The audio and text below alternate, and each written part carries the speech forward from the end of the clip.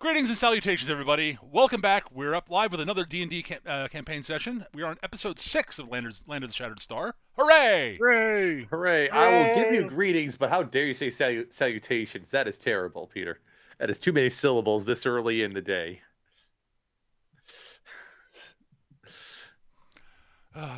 Don't make me bust out my thesaurus sketch.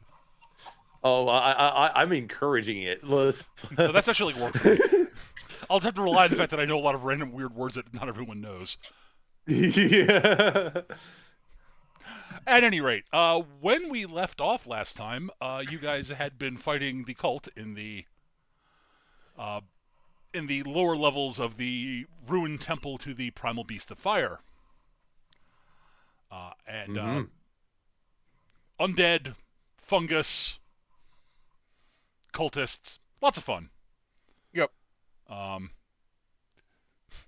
The paladin getting absolutely beaten up for no good reason, due to the fact that my dice decided that they hated Kalia last week. Yeah, that is exactly my definition of fun, by the way. I didn't say it was wildly entertaining for maybe the audience. Someone, maybe. I honestly it was the I, as a backliner, was entertained. Anyways, so you guys had holed up back in the locked up library to take a short rest and recuperate after that last fight. So I'm actually going to put us on the tab where you there we go, the last tab we're on. Mm-hmm. All right, which I think is the one that, yep, this one you guys are all on. So nope, that's not the tab I wanted to move to. God damn it! There we go. Yeah, now I'm on the tab that everybody was on. Good. Mm-hmm. Briefly regarding last week's discussion about Calvinists. So at any I wasn't rate, here for that, but I will. That's the one. Be right back. all right. Anyways, so you've holed up in the library and have had your short rest. You've explored the hallway to the south, which leads the staircase that goes up over to the east. All right. So currently, after the short rest, I know that virtually everybody's back to full except Kalia's at 19, I think, of hit points. And Injur's at 22. Okay. Yeah, I was going to lay on hands that shit. Okay. So. Go for it. You have the time. So you will be back to full. That is cool. I just want to make sure I know where everybody's health is at before I move on. All right. Oop. All right. So, there's one last area really to explore.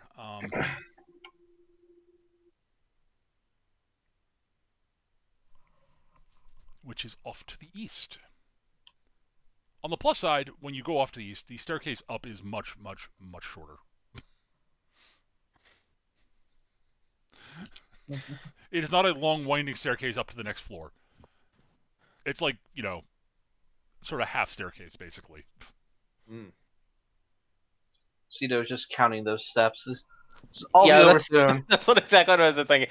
How many is this? Does this justify one of these scrolls? That is entirely up to you, Word. I'm not going to say anything. It's about a half flight of stairs. Yeah, Cameron's going to look at if Cito's doing that on the opening. Cameron's going to look and say, "I think we got a bit more climbing to do to get out of this place. That's a bit more treacherous to deal with."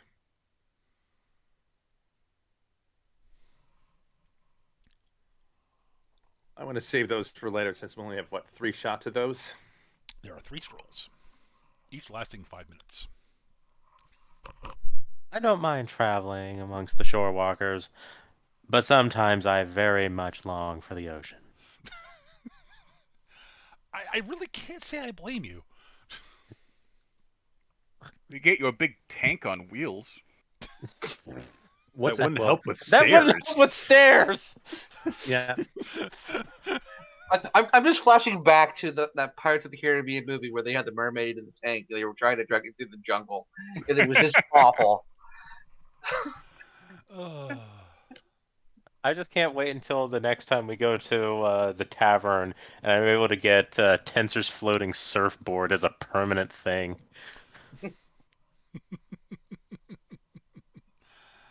All right. I am So so looking forward to that. yes, and we'll And find we out when still you're haven't able to seen the guys get back talk. to the Yeah, tavern.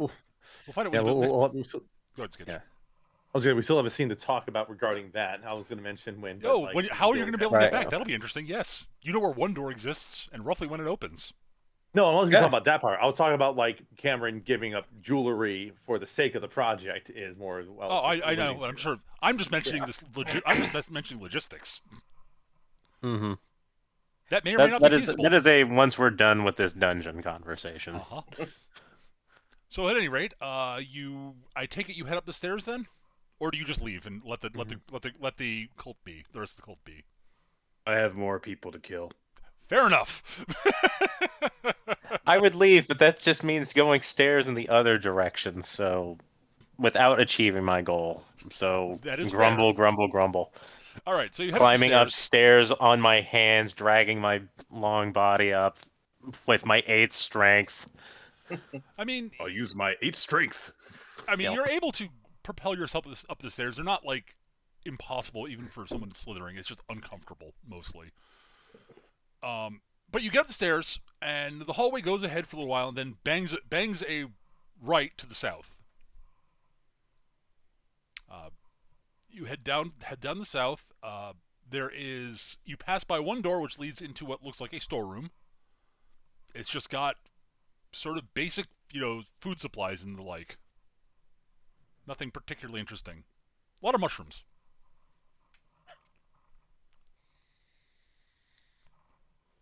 And upon the utterance of that word, some people just went, "Oh, that sounds very interesting."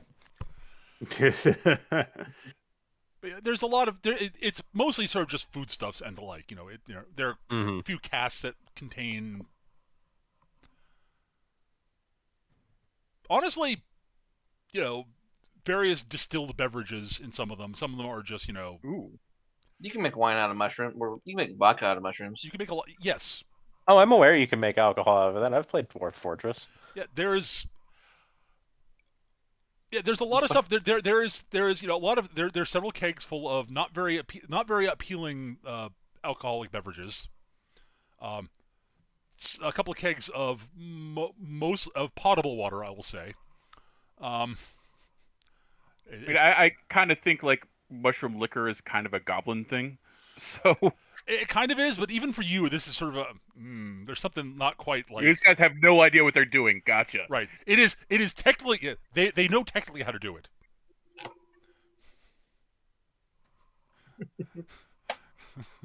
The difference between bathtub, Everclear, and actual vodka. Gotcha. Basically, yes, actually, though not in potency differences though. It's sort of it is definitely weaker than the stuff you're used to. Also, Mm. it is mostly a way to make something that is consistently drinkable that will store. Yeah, the alcohol will kill any sort of things that most people don't want to drink. Which is very weird considering the fact that this is a cult. I think there'd be at least a few clerics in here that could Oh, there are. just be like, hey, let's get some water. Bang, there you go. Sure, in theory. Depends on who your deity is, doesn't it? To some Yeah, degree. this one would probably just make more eukaryotes. Eukarya is yeah. Anyways, so a bit further down leads into another door that opens out into a larger room that opens out into what looks like a natural cavern. Actually, it's sort of a big cavern. As opposed to, basically, the southern wall of the room that you go into is sort of basically the structure room builds out from the entrance into a large cavern, basically. Within which you can see the ground is covered with sort of what looks kind of like scrubby grass, but you're not sure how it's growing down here because there's not much like sun. There's not really sunlight down here that you can tell. Is it actually a kind of lichen? Might be hard to tell. How many of you are horticulturists? I mean, can we lie and say that we are? Is that an option? Yeah. I can be a horny culturalist. Wow. Okay. Thank you, Eric. Just the We best did of nature happen. check. Yeah. I mean, you can give me anyone can give me a nature check of some sort if you'd like. Horny Sure. culturalist even be? Would that just be like, oh yeah, I love ancient civilizations. Yeah, baby. I love Alright. discussing art. I don't Cameron think rolled that's a quite the 15. direction it would take. Anyways, Cameron, you rolled well enough to be pretty sure that there definitely is. It's sort of a mixture of there's definitely some like sort of like lichen type stuff down here, moss and the like, but there is plant life down here that is growing. And as you move a bit further in, you can sort of see that there are like sort of little scrubby trees that are sort of sprouted in the ground that look kind of vaguely familiar to you for some reason. You can't put your finger on why. Also, you can tell And these are Sorry, go on. like these are trees and things that can grow in like low light situations. I'm going to assume, or Maybe that is your current assumption based on your nature roll. right, yeah. But like it's like Okay. that's the only thing that makes any goddamn sense to you. I'll put it that way. Yeah, like Cameron's like flipping through his notes and just like as I remember again that like odd street intelligence, Cameron is the smartest person in the party. That's true. You do have the highest intelligence stat. You can also tell there are definitely bits of ruined walls and such in here. Like there's definitely some sort of like you were it's sort of like, and I mean like old ruins. Right, not as old as where I came from, but still old. They might be, Skitch. Well, yeah. Well, we'll find out though. Like these are like hey, this is a stone wall that is sort of that looks like it was probably at one point at least 10 feet high and is now about 2.5. Mm-hmm. Oh boy. Yeah. So interesting. All right. So, so as you sort of progress towards the sort of south, you can hear off in the distance somewhere you hear what you are 100% certain are voices. And anyone maybe give me a perception check to see if you can make out anything about it. You can definitely hear voices echoing. All Karen right. hears something. Everybody who rolled a 10 or better, which is everybody, you definitely can make out the fact that someone is definitely chanting. Mm-hmm. More than someone. There are several voices chanting. Cameron, you are picking out at least 3 different voices. You rolled a 20, so, Yeah. You rolled a 21, like, so. like just like there's a number of voices happening. There are at least 3 voices. And both Cameron and Glix rolled well enough to pick out the name Eukarya in the chanting somewhere. But none of you actually recognize the language. Interesting. Indeed. Considering the smattering of languages we all have, Yeah. that is very odd. I'll put it this way, Glix, Cameron. Glix, I'll put it this way, Glix. It has that feel of sort of sounding old. Hmm.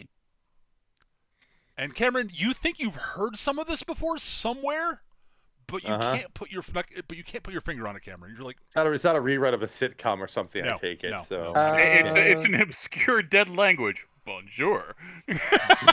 By chance. Yeah. I do have primordial. Mm-hmm. Nope. It's not primordial? Nope. Okay. Also, you really can't make out the words right now from where you're from here. You needed a 15 to make out individual words. Fair enough.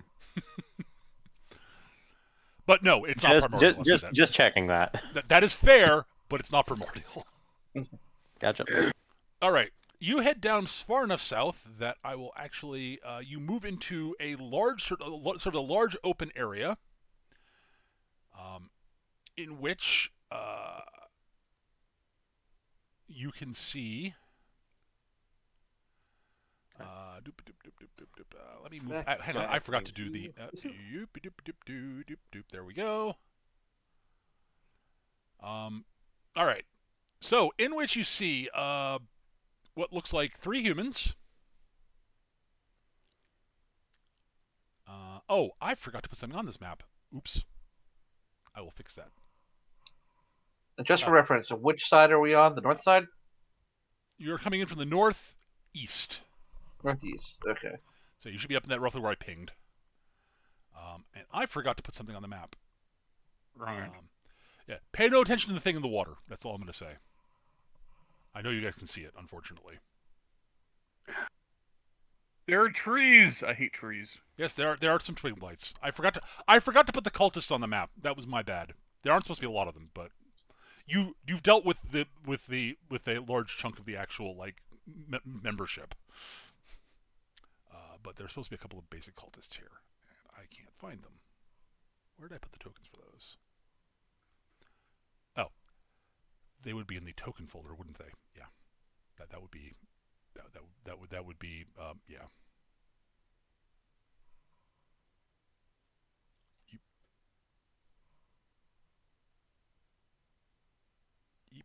Turbo cultist. Nope. I have to adjust his numbers here. Hang on.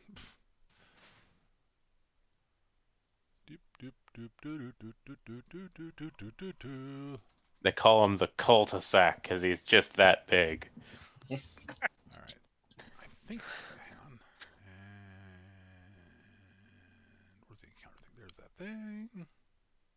I can see them bringing in a hill giant that believes in the stuff. Jeez, please no.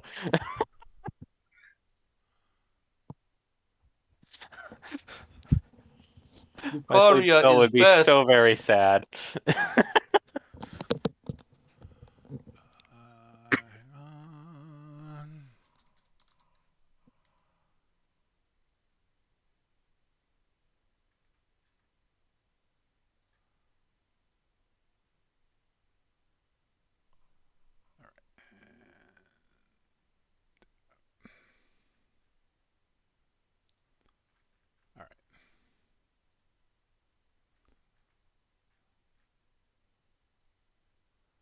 How many hit points do they have? That's what I thought. All right.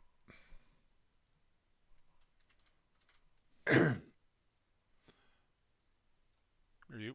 There we go. Boop. Copy. It would help if they actually went to the spots I wanted them to go to. All right. There we go. Actually, no. You should be further back. There we go. There we go. So, I'm sorry. I completely forgot to put the cultists on the map. I don't know why I didn't do that. It happens. It's been a weird week for everybody.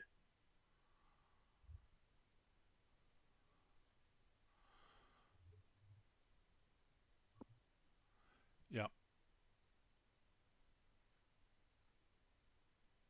All right, so hang on, I just need to get a couple of things open here before we start. All right, so what you see in the room is largely what you see. Has everybody brought their tokens over? Yep. Skitch is not because Skitch had I'm here. Oh, you Sorry. just drag your token over. Yeah, got it.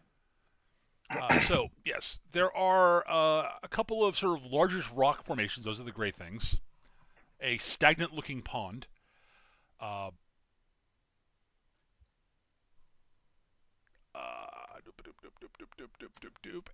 man wearing what looks like sort of slightly rusty old armor. Looks vaguely knightly, honestly. Mm-hmm.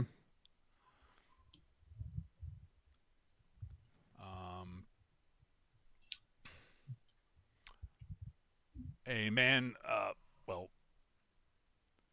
a guy wearing robes with a quarterstaff, I believe. Yes. Another monk for me to fight. Very cultishy looking. It's a friar.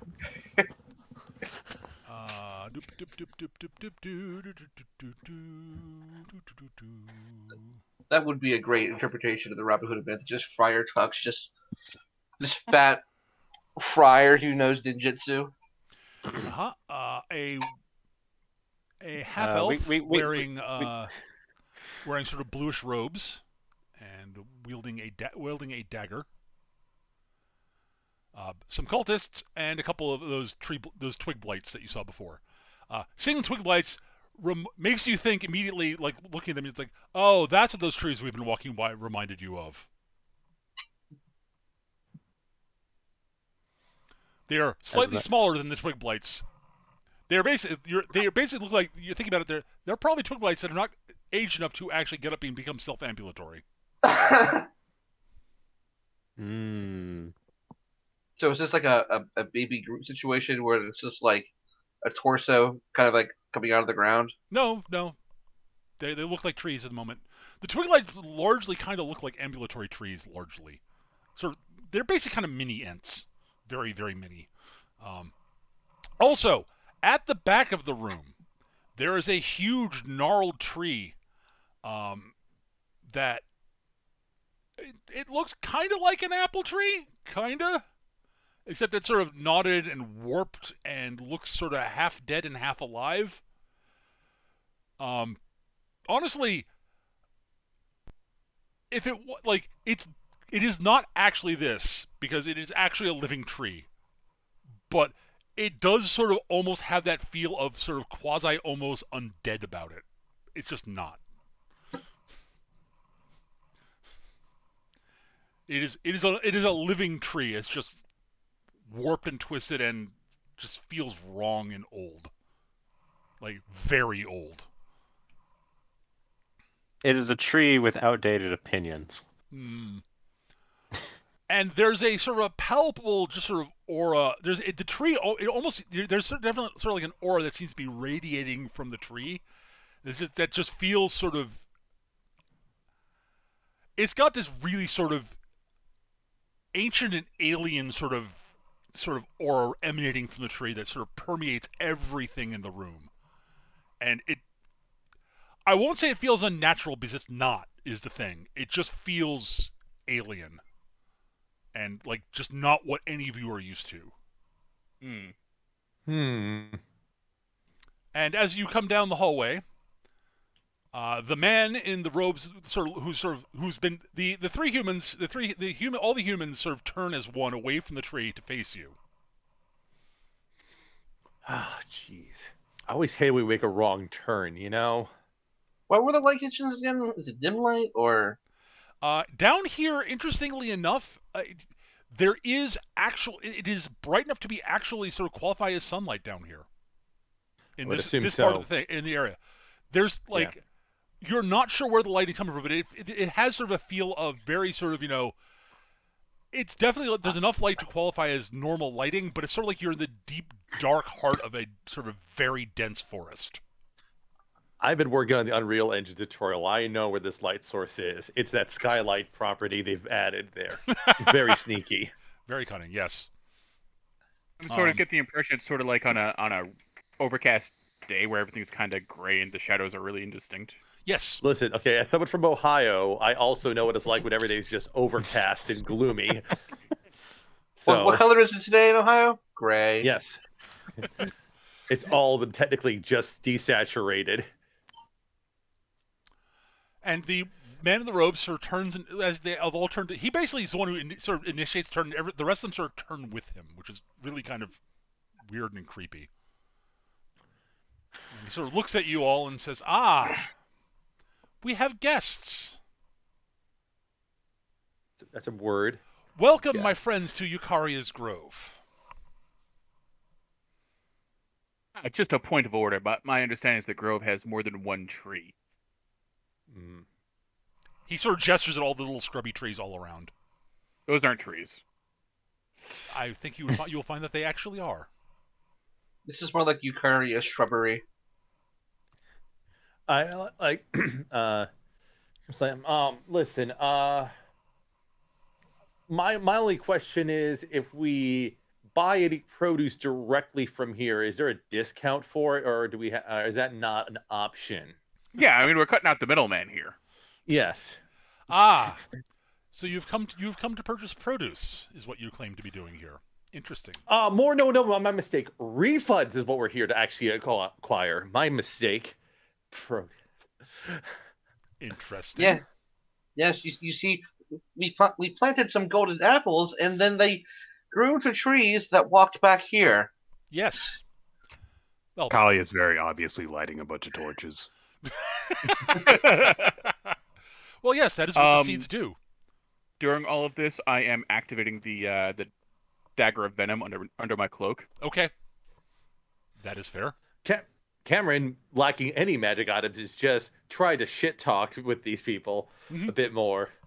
So it's like, say, fine. yeah, well, were the customers aware that when they would purchase these things that the tree that would grow would come back here? You know? You'd have to ask. Is there a rental agreement? You'd have to ask the goblins who sold them outside. We Mm, merely yeah, but we merely They provided the directed apple us as to you. we But merely we provided did the ask apple as. them. Sorry, what was that?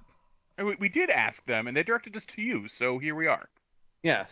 Well, We it's asked hardly to not speak my, to it's the hardly my manager. fault that the goblins didn't tell the people they sold them to that these seeds would not produce further apple trees that would. Sure, blame the contractors. Listen, we asked to speak to the managers, and we've been directed down here. So obviously, Well, if you are interested, we do have other fruit for sale. He says, holding up what looks like an absolutely perfect, delicious apple, except that it is sort of ghostly white. oh great. This doesn't look at all wrong to Cito. Oh, look, bleached produce, fantastic. Sorry, but that sort of stuff is poshy. I but wouldn't not... recommend eating these, mind you, but you know. No, I wouldn't recommend eating bleach myself either. But Tastes terrible. So how do these work anyhow? They're quite produces, interesting. Each year, the tree produces 2 fruit. The one of the type that we've been giving to the goblins is rent. To make sure, as rent is not the right word, to serve as guardians of the upper floor for us, to make sure we're not disturbed. A job at which they seem to have failed, I note. yeah. The others have different properties. He says, smiling at the apple. To do. I'm gonna guess I am moving that, closer during this conversation, by the way. I'm gonna guess that apple might cause one to become part of the grove. If you catch my drift. Oh no. Well, as I said, I would not recommend eating them. They are most living beings who they are fairly toxic to most living beings. I'll just put it that way. Right. If you're Toxic, interested, like I'd be you happy can to see sell them to pretty- you, though. Toxic like they make you see pretty colors? Or toxic like they make you dead? I'm gonna. I think assume it's possibly dead. both. Actually, I'm not sure about the former, but definitely the latter. Yeah. I will But- say Cito is kind of actually approaching, since she's more inclined to talk than throw down, so she's also going to kind of approach, but not in the same way that Glix is. Lighting torches. Yeah. So, Like, if you wish, if you are willing to remain silent about about our little grove here and go on your way, we'd be more than happy to sell you any produce at a definite discount. Or if What you were are you interested in joining Eukarya, the Order of Eukarya, I'd be more than happy to induct you. I mean, well, one question. I was Yes? hearing y'all chanting some stuff on the way in, and Yes. it didn't sound completely unfamiliar.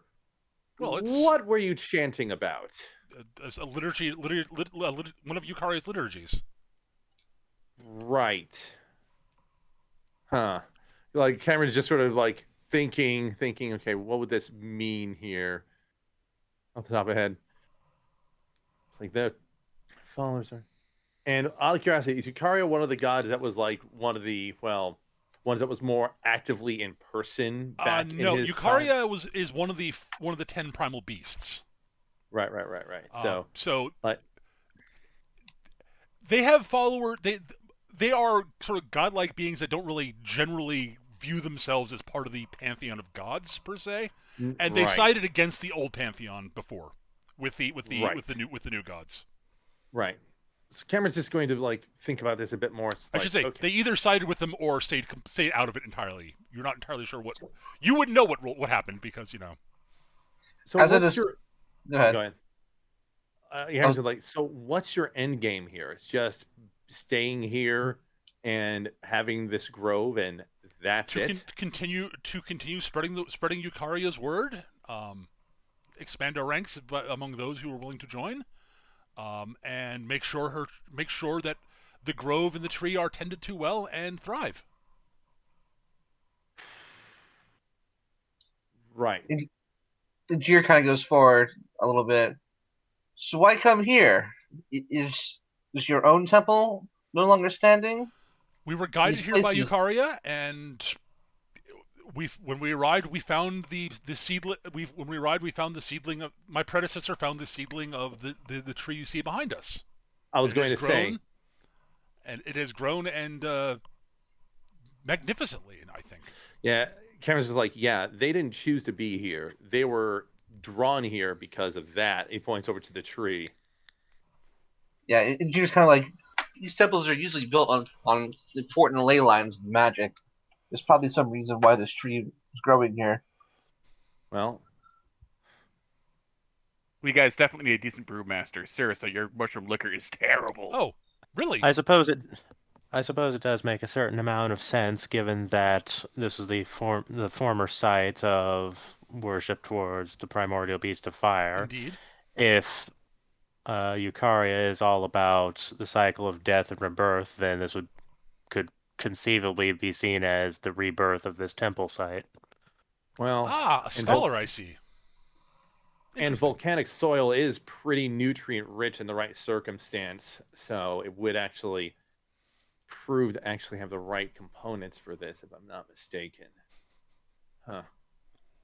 It could be true. But where's but where's this light coming from? That's the other question I was going to have. Is Oh, that the light. just I am not entirely certain. My predecessor said it was one of Eukarya's blessings for this area. right? And why does the tree look like it's made out of black tentacles and bug parts? Because it is made out of black tentacles and bug parts. That is the form this tree takes. You would have to ask Eukarya. It is one of her chosen trees. Mm-hmm. He shrugs. How So, do you gain, shall we? How do you gain followers? Well, when usually most of the followers we have gained have been individuals who have arrived here of their own volition, for various reasons, and after some discussion, have decided to join our cult. He doesn't use the word cult, but I Cultus. decided to join Our us. family. Sometimes they, unfortunately, some of them take a more violent reaction to us, and well, while they do not personally join, they do contribute to the growth, the cycle of life and death, of life through death, and they nourish the land around us. And some agree to keep silent and turn and leave.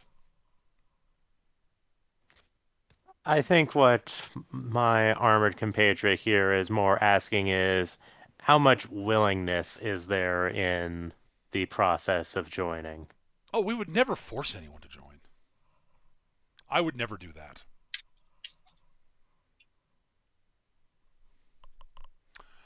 As an aside, I would like everybody to give me a willpower save.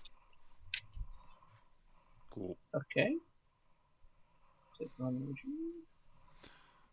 energy. A wisdom save. Oh, yeah. come on! Paladins have shenanigans versus charm. Yes, Are you high enough for that yet? No, I I don't. am looking. Where are the? Oh, there we are. You said willpower. Yeah, Willpower. Wisdom. Willpower Yeah. doesn't exist in 5th edition. Yeah, it's just Okay. I will note that down. Nothing. It does not have any effect at the moment.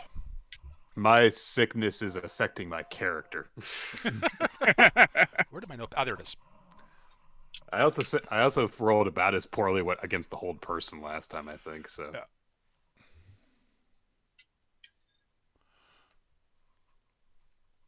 I have no idea right. what you're talking about, Ash. I am All right. So yeah, Kalia, you feel a little bit of a tug at the back of your mind, but it's nothing. Better fucking not be. Kali is going to say is going to ignore this and is going to say there is a poison upon this land. The only way to prevent you from poisoning more people is to kill the snake that is responsible for killing people. He does have a thing about the zombies you had upstairs. I was afraid that it might go that way. Zealots are always a problem. Very well. If that is the way it must be, that is the way it must be. It was your choice to make your home in the land of in the home of fire, and now it will end in fire. Nicely done. All right. I will say two things happen at this point. Number one, the guy in question who's talking, who's this guy here, will lob the apple in his hand to about there-ish. Okay. Whereupon it will, and he mutters something under his breath while he does that, and the apple sort of ruptures, it hits the ground, and a cloud erupts from it. And then everybody should roll initiative. Okay. This is gonna suck.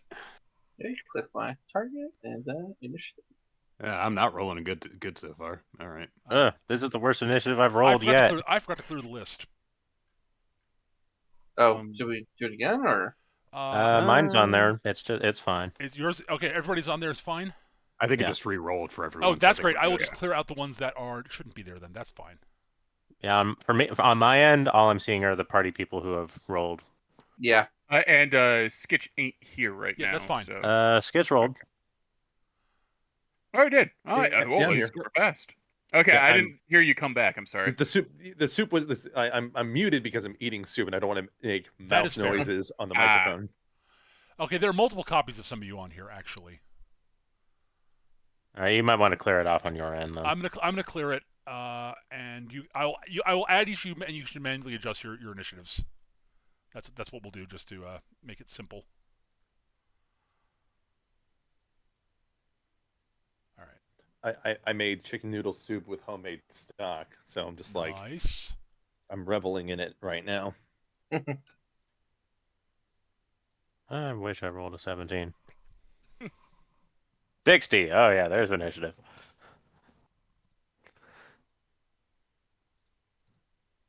Oh, Injur's already on there. Okay. Cameron being first, I'm like, it's just. Yeah, I said I was going to add you guys to the list. Oh, I'm sorry. I was like, multiple. Fine. Yeah, you'll have to manually edit your initiative if you have not. Yeah, okay. And I'm now going to roll for the Man, baddies. I'm so mad that this is the one time that my initiative is real bad, because you said like a gas cloud came out of that thing, and I have an answer for that, and I'm mad. Well, you will get to use your answer at some point.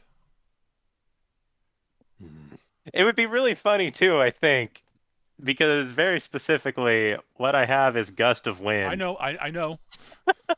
So it's like, oh, I could just blow the gas back at them. But no, I rolled a 6. Well, I'm as slow as Kalia. All right. And sort descending. Cameron, you are up first. All right, Cameron. Okay, hang on. Let me do one thing before I forget. This is where he tossed the apple to. Just so I got a marker on there, so I know where it is. yeah, the little blue dot there. Yeah. Yep. And all right, let's see who's in range. 1, 2, 1, 2, 2. All right, the Cameron. It is basically a 10-foot radius around it. Mm-hmm. So, actually, I should say 15 technically. So Cameron, Glix, and Kali are in range. Ingir and Sito are not. Got it. So if you start your turn in the cloud, you need to give me a Constitution save. Cool. Sweet. You are Yeah. fine. Part of me is debating doing something similar to what Wynn is suggesting, but in a different style. A very stupid style. All right, And that's so sort of yeah, what they the air is filled with a sort of like it. There's definitely something like you feel something sort of itching the back of your throat, and your eyes are watering slightly. Right. Now, the thing is that, is this like smoke pouring out from the apple, or is it just that it exploded into smoke? It more exploded into smoke. See, if it was like putting out smoke like a smoke pop, it was just like cameras up and just kicks that fucker right back at them. Sadly, that there is no apple left. That like, listen, okay, I had to make memory of the apple. Yeah, Listen, do the protester thing and like pour like liquid nitrogen or whatever on it and stuff.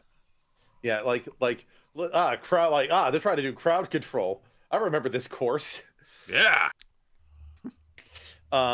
Yeah, so Cameron is just going to charge on in. Okay. 1, 2, 3, 4, up to here is Okay. fine. Still kind of in Okay, range of just so you know, the little rock formations are about waist high. Okay. They're not blocking. They're not. You have to. They are. Cameron's gonna move here, so he's out of range of the smoke. Okay, that's fair. Yeah, you can climb up on them as they're basically sort of difficult terrain. Difficult terrain. Yeah. And they provide they provide cover up to waist height. Cameron is then going to shoot at Blight 2 and unbalanced foe to hopefully give it the next attack against it bonus to the attack. That's probably going to miss though. A 10 will in fact miss the Twig Blight, I believe. And that will be Cameron's turn for now. All right. Glix. All right, I got to make my con save. You do. I don't know if that's good enough or not. A 16 is plenty good. All right. Yeah. Cameron rolled a 19, Glix rolled a 16. Those are, plenty. That's okay. I'll roll a 3 next. So I'm going to hex Twig Blight 3 because I hate trees. You do. I'm aware. And then I'm going to Eldritch Blast the little bastard. All right. 8's going to miss. An 8 will miss its armor class, yes. Their armor class is a little bit better than 8. All right. Sito. I am having a technical problem over here. Yeah. My computer is currently in the process of rejecting FF11 and is locking me out of a lot of things. Oh no. Because I was like having like the thing installed and it just kind of like finished updating and now it's just like it's just kind of having a seizure right now. Oh no. And I don't have access. I don't have my taskbar. Oh no. And alt tabbing isn't working. Uh-oh. So I'm in a little bit of trouble over here. Well. very curious. I'm going to do a hard reboot on my system. I apologize. Okay. Okay. Yeah. Do you want to describe? Do you have a plan for what you want to do, Word? Well, I can't see the field right now, and I can't formulate without vision. Okay. I don't think. Cito's wait, turn hang supposed to on. be at 6. He was supposed to be on 6, not 17. Oh, so Peter. you Yeah. have to be at 6? Yeah, like I was gonna say, like it seems like way too early for me. I am sorry. Yes, you are. Yeah, I did. Hang on. I will fix that. That is issue. So his cultists are up next. Oh, here's a phrase you never want to hear: task manager not responding. Oh dear. Yeah. All right. Final Cultists are up. Fantasy 11 is malware confirmed. Certainly feels like it in those Damn moments. you, Squeenix. Yarp. Squenix. Yarp. And Yarp. All right. One cultist will attack Glix. He will attempt to attack you with his slightly rusty scimitar. No. A 10 probably does not hit Glix's armor class. No. Two cultists are going to attack Cameron, both with advantage since they're standing on either side. Oh of him. dear. Oh dear. Yeah. Oh yeah. Let's see what they do. First one. Hits. 18. Both good Hits rolls. It hits for 3. So Take 3 damage. Yep. Second The other one. misses. A 10 and a 10. Neither 10 hits. So yeah, which is good because that would have done 7 damage. Yeah. All right. And now the Twig Blights. Cameron was looking behind cover. He doesn't know why this is happening. Okay. Hey, Glix, your nightmare's happening. You're being attacked by a I tree. hate trees. It attacks you with its claws. You get to finally see these things attack. Wow. Ow! Take Trees. 4 piercing damage as its thorny claws rake into you. Actually, it's not so much its claws reach into. It basically lunges forward with one of its arms, and it basically is like being pierced by a tree branch. That's a pleasant experience. Hmm.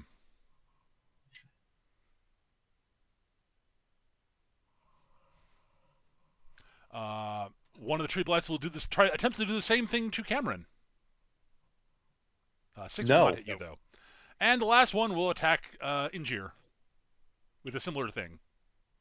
A 9 will also not hit Injir. Evil trees, evil trees. Belak will go, the leader of Yon Cult.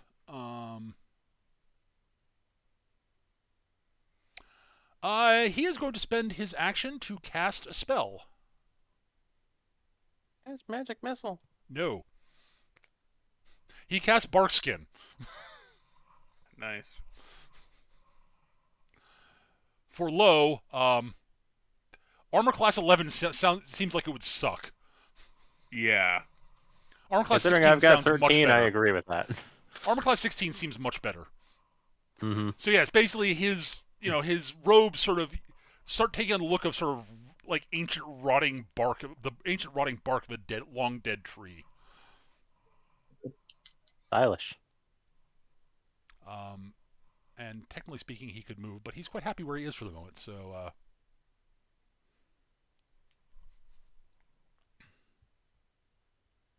actually, he is going to. Oh, I remember now. Yeah. He is going to order his pet. He will also sort of shout at his pet to actually do something. God damn it! Ribbit. Yeah. Oh, did that thing come out? There's a giant frog. Yes. Okay. That's gonna. Yeah. What is the frog's movement? Damn it. Its movement is 2 tiles per square on the world map, as opposed to 1. Like whatever its movement is not enough. Okay. Oh, hang on, I already had that open. Hey, giant frog. You are. Oh, you. It also speaks French. Bonjour. Ribbit. Which sounds terrible out of context now that I think about it. I'm making a reference. Yeah. Yeah. I mean, I figured you were once you said the movement. Yeah. Just He making sort that of clear. gestures. He gestures over. He basically shouts at the pool and sort of gestures over in the general direction of Kalia. Okay, sure. 3, Yeah. 4, 5, 6. It is going to move. It's not going to attack this turn. So it is going to because it can't get to you this turn. So it will move to there. Anything else interesting to do? No. Ribbit. Oh, what the heck? Yeah. No, it's gonna hop in. It's going to hop up to you. Okay, It's fine. It is done. All right. It is a very, very large frog. Does the cloud affect people who enter it on their turn, or only when they start their turn in it? It would affect people as they enter it. Yes, it does not seem to affect the frog. Okay, just had to ask. Yep, that's a valid question. But yeah, it does not seem to affect the frog for some reason. Also, Kalia, you do notice that its eyes seem to be clouded over and sort of milky, as if it's had cataracts, and doesn't look like it can see very well. Okay. But that is it for the frog and Belak. The frog will go back to his normal initiative, and Sir Bradford goes. Well, Cameron, you're closest. He Yeah. will walk up to you.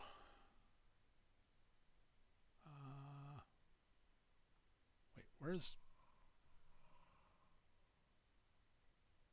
God damn it. I closed the tab I didn't mean to close. All right. Yes, he will. He is wearing. All right. He will unlimber his. He will basically, as he advances on you, he draws his longsword, readies his shield, and he will lash out at you with his longsword.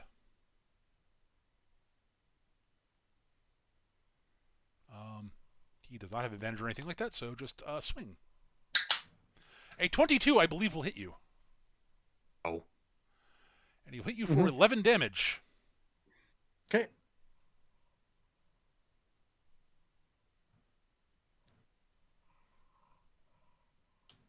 Not 1. You go 11. There we go. Whack! His sword looks sort of... His sword definitely looks like it's sort of... It's very sort of... Looks like it looks very old and sort of... It's got the blade seems to be sort of chipped and sort of vaguely rusty. It does not look like it should be nearly as sharp as it seems to actually be. And there's sort of a faint aura about it, as if it was maybe slightly magical. It'll be bad.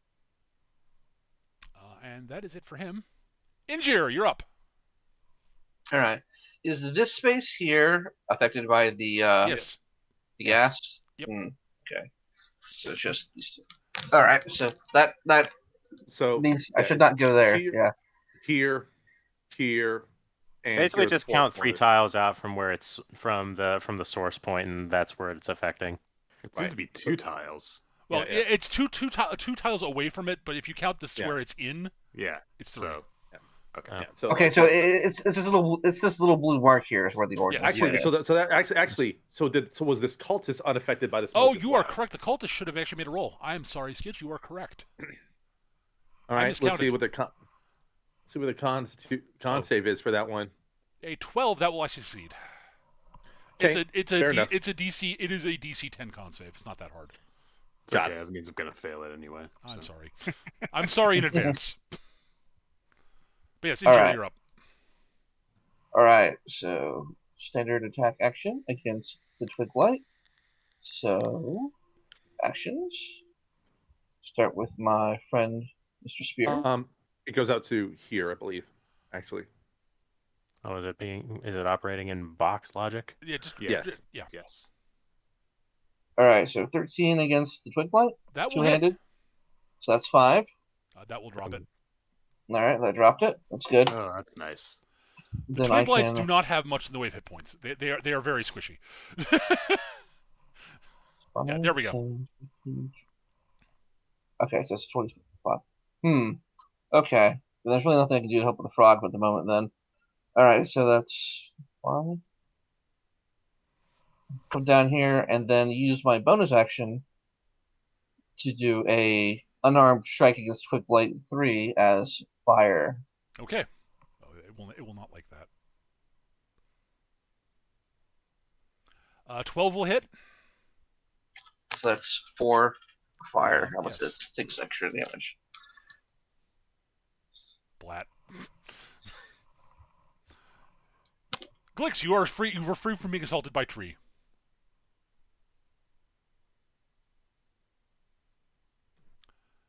All right, that it for Injure? That is it for Injure. Sito.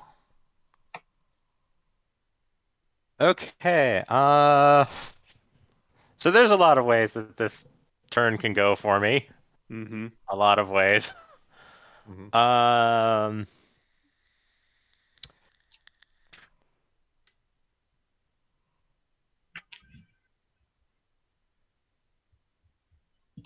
All right, so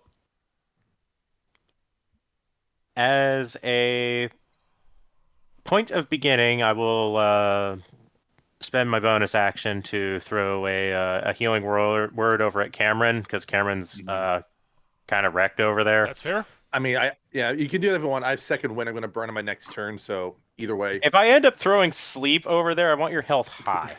Yeah, good point. Yeah. That's fair enough. There's a reason. Okay. That's fine. So healing word for 7. Okay. Ooh. Alright. There's not a guarantee that I'm going to do that.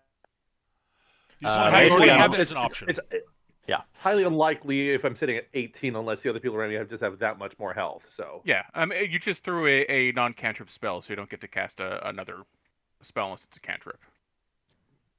Oh, is that a fucking thing? Yes. Yeah, it's a fucking thing. Oh, fuck off.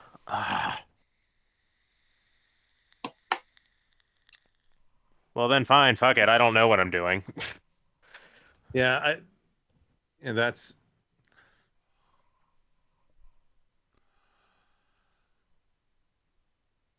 I mean, crossbow.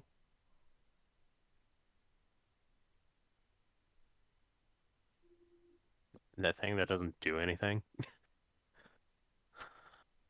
I mean, it does D8 plus Dex damage. It's pretty good.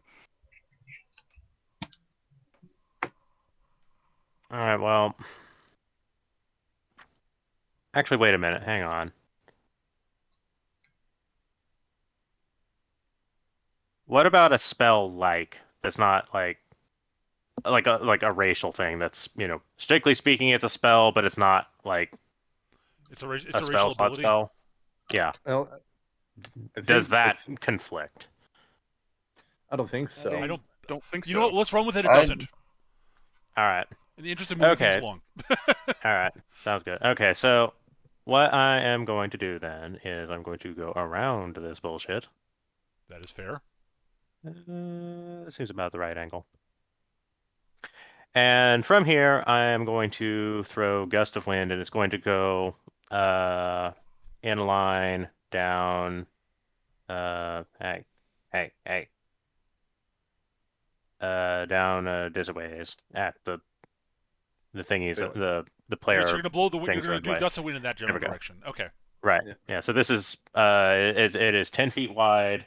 Okay. And so this is going to catch like dudes as well as. Okay. So what does it do if it hits a person? Yes, I was about to read all of that. Okay, so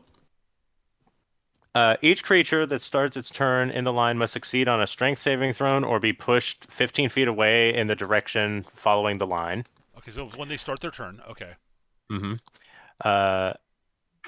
Any creature in the line must spend 2 feet of movement for every 1 foot it moves when moving closer to me.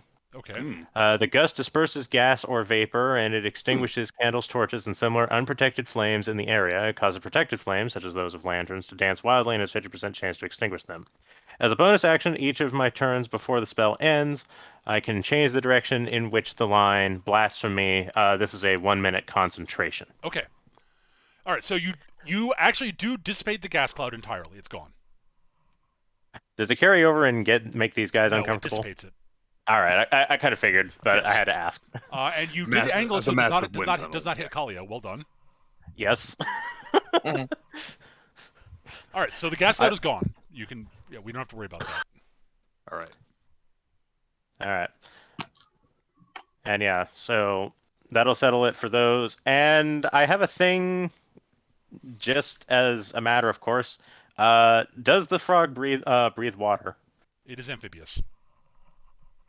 So yes. I am capable of communicating simple ideas to it. Okay. In which case I'm going to just kind of indicate that there is food off in that direction. Interesting. Okay. I will decide how what impact that has when it comes around to the frog's next turn. All right. You know what? Word, give me a diplomacy check. Oh my god. Actually, no. Persuasion. Word. Do you have? Technically speaking, it should be animal handling, but give me a diplomacy check anyways. Okay, persuasion 17. I'll keep that in mind. Oh my god. All right. It is the Ice Sorcerer's turn. Sharwin. She's going to move a bit. Do I not get to go first? Oh no, you do. I'm No. sorry, I meant to reorder that. Well, there we go. No, Yeah, like wait, hold on. Sketch, go ahead. it's up to GM fiat. Because remember, As a rule of thumb, players go before bad guys for me. that's fine. Then that's the that is All my right, general rule of thumb. All right, I have 2 questions. One, Yes. Peter, can I determine that Cito is trying to talk to the frog? No. Yeah, like No. I'm vocally saying is like Oh no, actually no. Actually, probably yeah. Yeah, sure. like Why not? I am in fact just talking at All it right. in like common. Okay. 2, I guess this is a question then for. Okay, this is a rules question. So there's actions and there's bonus actions. So is an action spent on movement? no. Movement There is is a not Movement considered. is part of your action. Part of Movement it. is part of your turn. It's not part of your action. Right. Oh, it's, Okay, I well, get you. So I can't. If one thing says action, I can't spend another action to attack, no matter what I do. Correct. Correct. Okay, I just wanted to verify that. Unless you have a way of getting an extra action like fighters can. Okay. So my 2 options essentially are to attack this thing, or to do this, and I might as well do this since it will affect more of the battle. I am going to cast a spell, Bane, and I can cast this on up to 3 creatures of my choice that I can see within a 30-foot range, and they make charisma saving throws. Okay. I choose the giant frog in case Cito's thing doesn't work. Okay. Sir Brefford. Yep. And Balak, who is literally exactly 30 feet away from me. Nice. Okay. Charisma saves. Gotcha. Charisma save 13. Well, the frog is not going. No, wow, the frog's chances are not good. It has a charisma of 3. Oh wow. Okay. It rolls really well. It needed that. Needed that fails. penalty there. All right. Okay, go ahead. Sir Bradford. Roll lower. Well, he's got a better charisma. Roll lower. Oh, come on, dude. Well, he has a +2. Roll lower. And Balak. Roll I'm lower. sorry. Oh my god, dude. Come on. 15, 14, 16. I'm just going to make you burn up your high rolls, I guess. Yeah. All right. Fine. So, what does Bane do other than... Whenever a target that fails this saving throw makes an attack roll or saving throw before the spell ends, which will last up to 1 minute, the target rolls a d4 and subtracts the number from the attack roll or saving throw. Okay. So, if the frog ends up attacking us, it'll roll a d4 and subtract that from its attack roll. Okay. But Bradford and Balak are fine. I'm sorry, So Nick. fine. You can still move if you would like to. I don't really want to move because the frog might attack me, though. Fair enough. I will... I mean, it is penalized if it doesn't make the attempt. Oh yeah, I guess I shouldn't actually try and actually move into that wind tunnel currently. Well, so if you're moving away from it, though, if you're moving away, it's a way to kind of maybe If you head down south, then you will stay out of it. Actually, you know It's what? only if you go Hang on. west. Yeah. Can you potentially use the wind to push you further along the path that you want to go? Well, I mean, that won't really help me because I would just be rushing into combat anyway, but whatever. Oh, It would just also get extinguish all the torches that Kali had prepared. Well, I mean, that was more... I wasn't really going to use the three things. That was more flavor, I know. Also, like, I mean, you killed the 2 of the 3 things that they would be most helpful against, so...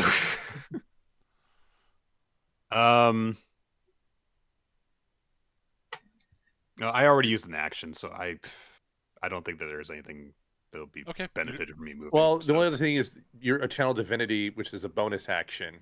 If you want to use Vow of Enmity on someone, I don't have Vow of Enmity. Yeah, you do. No, I do. Yeah, I do. You're right. That now, granted, that's only can be used on a target within 10 feet of you, but you can move so that someone that you want to be is in 10 feet, and then just tag them with it. I'm not going to do that yet, Okay. just in case the frog runs away, and that's the only thing within 10 feet of me. So, All right. Okay. Sharwin, the sorcerer moves. sake, fucking bullshit ass high dice. She will advance to there. Mm-hmm. And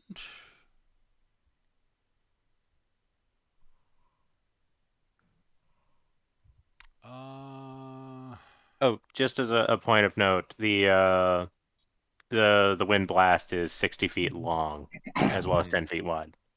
she walked out of it, so walked out of the area. So Oh, she wasn't even in there in the first place. I was just throwing that out there just for reference because I didn't mention it previously.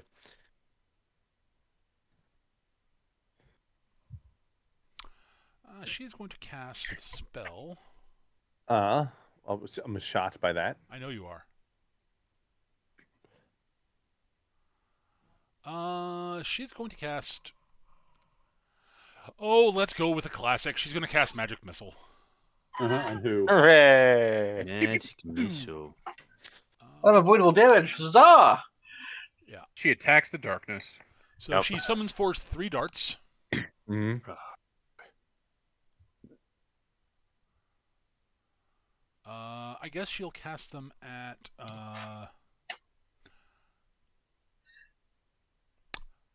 They have nope, one creature or several. So she is going to fling one dart at Cameron and 2 at Sito. I do. You Disperse disrupted the cloud. the gas cloud. So the what? All right, so yeah, here we go. They each do D4 plus 1. So Cameron, cool. bazap, and Sito, 4 plus 4. Ow! Ba-doom, ba-doom. Daka, daka, daka. I didn't even do anything, jerk. Yes. You did something. I didn't hurt anyone. You disrupted their tactics, which. Oh yes, their tactics when everyone else was past there except me and Talia. I'm not going to say anything at the moment. All right, Cameron, you are up. Cool. All right. Let's see here. Step 1, bonus action. Second win. Peter will call out rude. Fair enough. Okay, Cameron heals back 13. That gets you The basically second back to full. win. No, it is full health. Okay, So yeah. yeah, You are. I'm even taking the damage from the magic missile. Cameron's back at full health. So no, not 256. Okay, so he's at. I mean, 25. that'd be helpful for you if you could go that high. But... Sure, it sure would. What he's going to do next is use his action. Let's see, 1 second. 1, 2, 3, 4, 5. Okay. Yeah, that's it. So what he's going to do, he's going to use his action to he's going to shoot at the. Let's see here. I think he's going to shoot at Sharwin All right. and try to unbalance foe on Sharwin there. Fair enough. That's a 16 to That hit. will hit. She takes 8 damage. She does not 8 like that damage, one little and bit. the next attack against her has +3 to it. Cameron will then action surge and use his other action to disengage. Fair enough. There we go. And by disengaging, no one can get an opportunity attack on him. So Fair he's going enough. to move 1, 2, 3, 4, 5, 6 over here. Okay. Yeah, I'm trying to respect the wind as much as possible in that respect. Just like, Oh yeah, you did. yeah. See, this is one of the things that rogues have is the fact that they can do disengage as a bonus action, so they can just fuck out of a fight whenever they want to. It is nice. All right. That it for you, Cameron? Yes. Glix. All right. Slide the hex over onto the cultist, All right. and I'm gonna hit him with my magic axe. All right. This will be the one-handed. One-handed. A 12 will hit him. For 10, and Plus. then D6 for the hex. Well, the D6 doesn't matter. He has 9 hit points. Oh, okay. Nice. And now you can move Glix. So. Yep. 5, 10, 15, 20, 25, 30. Aha. All right. Is that it for you, Glix? And that's it for me. The giant frog's turn. All right, so Wait it's a in the minute. wind tunnel. Oh, it's in the wind tunnel. You're right. Yeah. Is it the wind tunnel? Yeah. The fog cloud, is that gone? It's gone. Yes. Yes. It's gone, yeah. I just can't delete it because roll 20. Okay. There are ways to do it, but Yeah, I don't have a delete tool. I think that's GM only. it might be. I don't know. Don't worry about it. Yeah, you're reassessing your positioning. Got it. Yeah, going there. Fair enough. All right. The frog. So was it have to make a save of some sort? Word you said? Strength or get pushed 15. 13. Mm. Excuse me. Pushed 15, save 13. Makes Yeah, a save. and Okay, fails. so it makes the save. No, it Peter. doesn't. Peter, roll a d4 Bane. and subtract that from the roll. Yeah, but Bane. Okay. Bane, The Bane D4 guarantees it fails. Yep. Yeah, that's what. All right. So it's pushed how far? 15 feet. Yeah. So yeah. Yep. The Like frog. your first I'm gonna. So word. I can't make it run away realistically, but it is very confused. So it's just gonna sit there, not knowing what to do because it is. You've confused its poor little froggy brain. It's like there's apparently food over there, but Master said to attack. But apparently there's food over there, but Master said to attack. It just goes into a logic loop. But want food. But Master gave order. Master will give food after, but food there now. So you've wasted you've at least wasted a turn. That is excellent. All right. It is turn of the cultists. Rawr.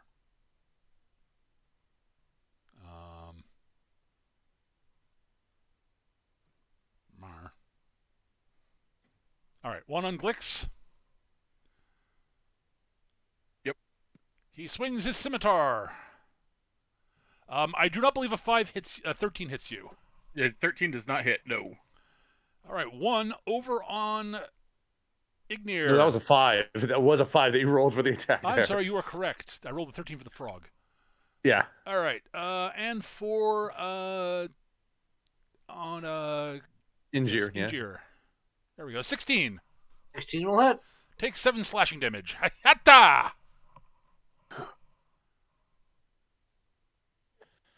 Once we get a few more levels, to have a bit more hit point that are at belt, so this will be a lot less stressful. This is supposed to be a very hard fight, by the way. I'm aware, but it's just like there's a lot of different stuff being thrown at us. Yep. but like rolling a 1d6 plus 1 and rolling a 7 on that, it's just like oof. Yeah. Twig Blight. All right. Well, the Twig Blight doesn't know what's happening, and it attempts to advance on Sito. It loses a lot of distance due to the wind. And also being made of sticks. Yeah, So its movement is basically halved. Yeah, so it basically can get there, but it can't attack you. Oh, the dashes. Right. It has to basically dash there. Yep, Yes. it basically has to dash there, and it fails. It sort of sits there going, I should... Yeah. All right, Belak. All right, what are you going to do, Belak? I'm getting a lot of attention back here. Well, you like being the center of attention, don't you? Not this kind of attention. I like healthy attention, not murder intention.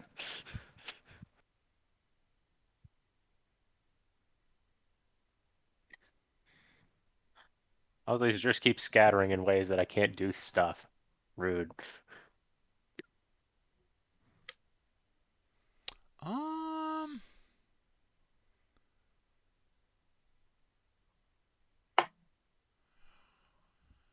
All right. All right. So he's going to use a cantrip to cast Shillelagh Shillelagh. on his Cool. quarterstaff. Is he? Who's he going to be delivering that shillelagh to? I wonder. Well, that is his bonus action. Mm-hmm.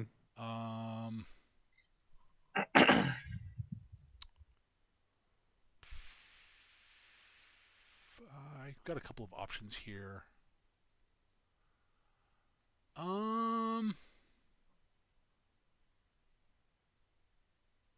To finish this guy's turn, I just remembered something.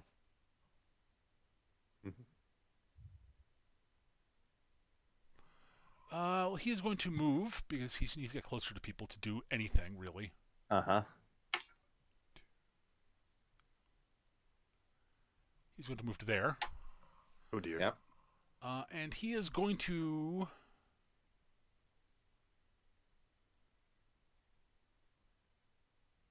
Yeah, he's going to... So, can he cast 2 cantrips? I don't remember this exactly off the top of my head. Yes. All right, so he's going to use his standard action to cast Uh-huh. Poison Spray at Cameron. Ah, nice. All right. What is the save? Constitution save. Constitution.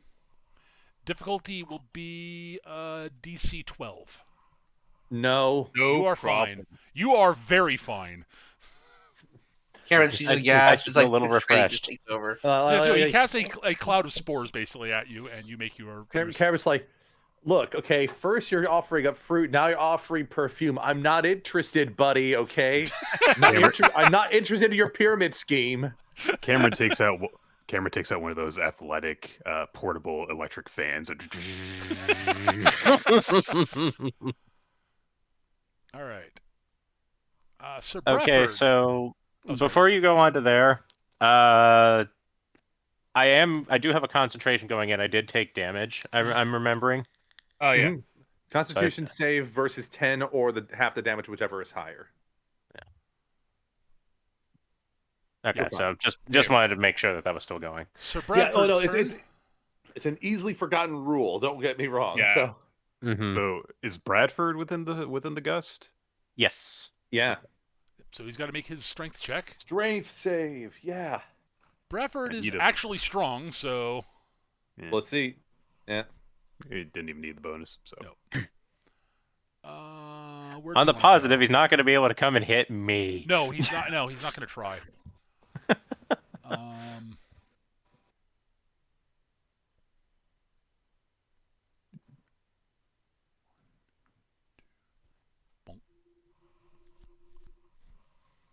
And he's going to attack Cameron. my God. listen, okay, you fucker. A Oh, 25.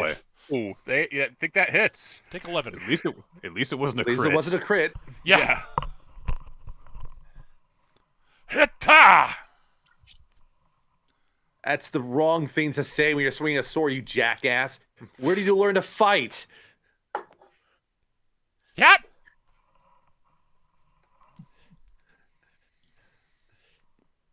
Injure. All right, I'm trying to figure out. Let's see here.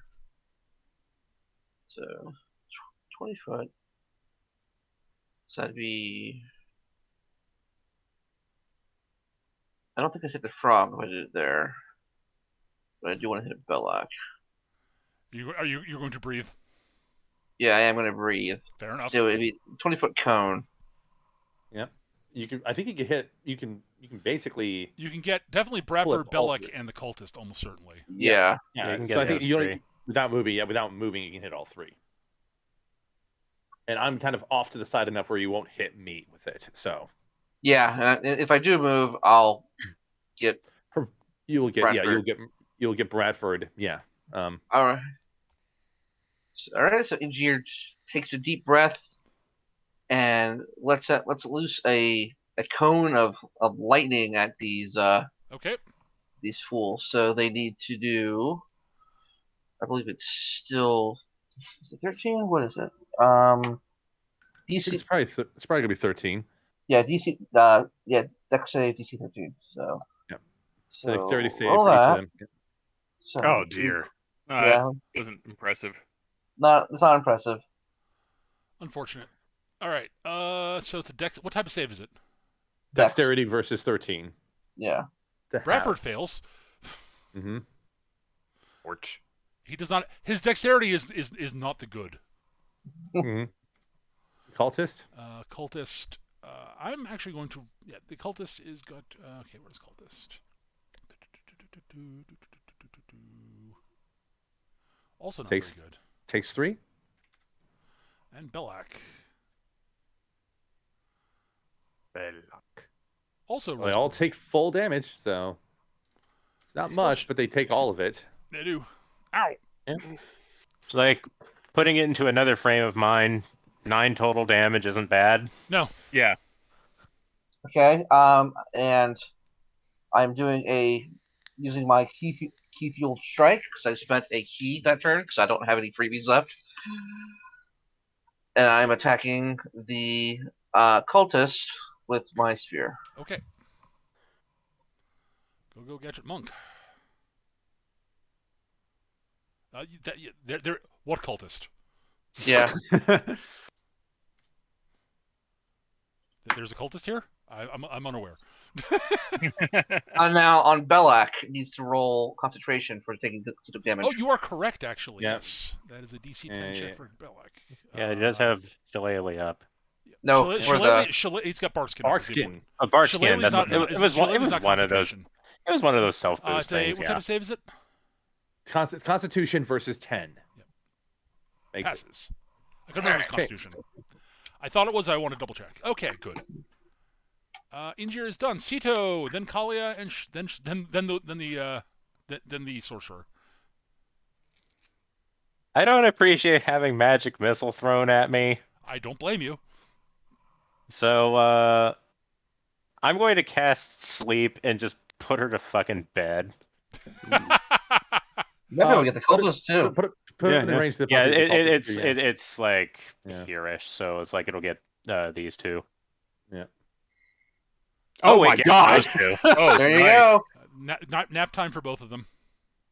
Damn, I kind of wish I'd Alright. thrown that south now. If you want to have Actually- included the frog, go ahead. Like, I don't care. Sure.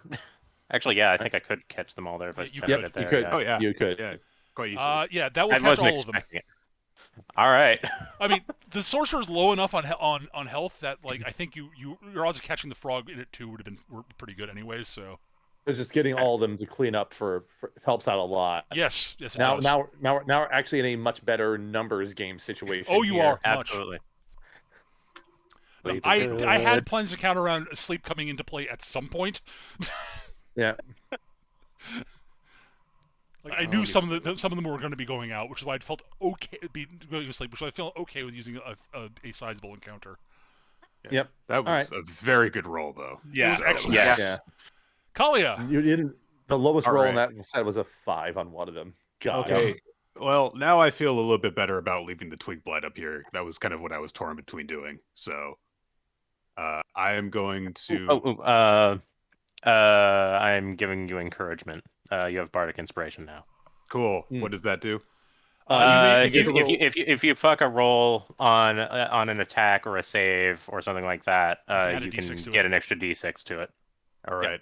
I will go ahead and since we're down here, I will use my Vow of Enmity, and I get.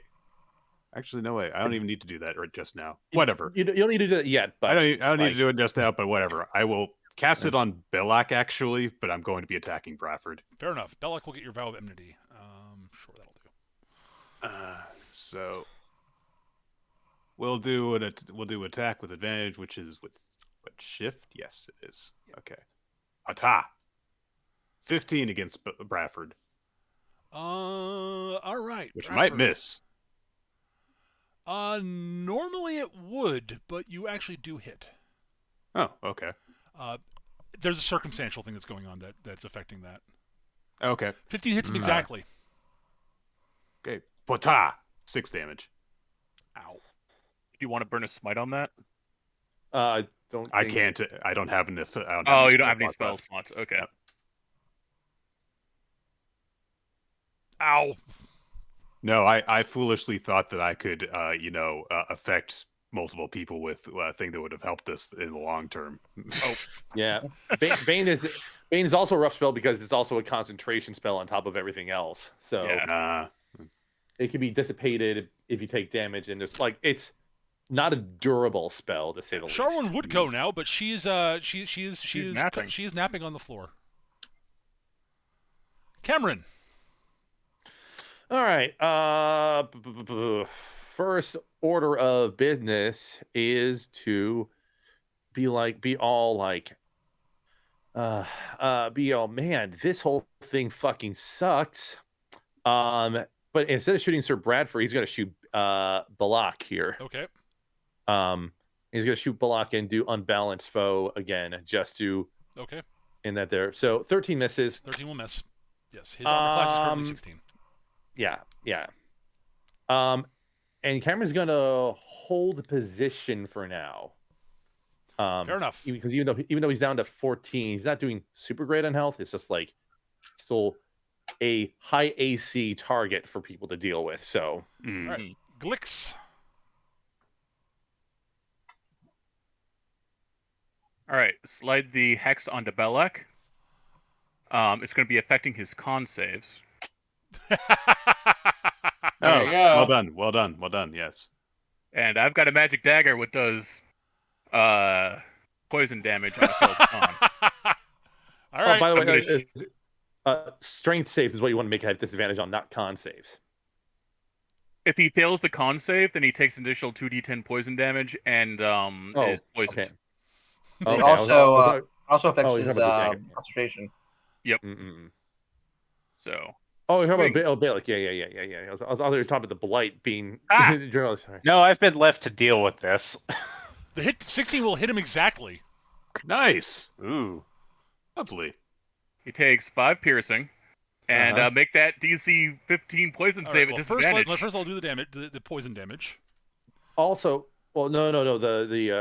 The poison is that you have to do the DC. Oh, well, the other thing about it too also is you have to do the hex damage too, right? Yep, I'm doing that now. Yeah. That's So on a hex 4. damage, and then what else? And then the Con and then he save. makes the con save. All right, Yeah. I'll roll the 2 con. con saves. That will fail. Yeah, so it takes 2d10 poison damage Oh my and is God. poisoned. Okay. So he takes the Okay. 12 that was rolled on that. All right, so that drops him to 3. And then he needs to roll 2 concentration checks. Well, and I think it's only all one. it's one concentration. Only check. one. It's Only against one. all the Yeah, damage so taken. So now he's just wrecked and has no bark skin. Yeah, now you nope. know bark skin. Nope, he has no bark skin anymore, and he's at 3 hit points. Well then. It's Glix like, oh, just I've been... ruined that poor guy. Also, He's he's trying to set this up this whole fight. I know. Well done. and also he's poisoned apparently. Oh yeah, he's so poisoned he's at also. disadvantage for all his attacks. Good luck with your shillelagh. Oh, that's beautiful. Beautiful. Went from pretty good condition to completely wrecked. Oh my gosh. By the way, Eric, Yeah. how dare you use another weapon? You bastard! What? You know, I had him. And you'll have him in a second. No, you won't. Using a different weapon. You see if I help you in future. Yeah, coward. All right. Frog is asleep. Nope. This is napping. Giant slime bubble comes out of its nose. Cultist is asleep. Twig Blight will attack Sito, I guess. Well, No way. the gust. Oh no, are you're still right. active, isn't it? Check for the. Right. You're right. Right. First, right. first has to do a strength save against the gust. Well, yeah. You get to see its mighty strength of 6. Well, let's see if this works. Oh my god. Yeah, fuck off.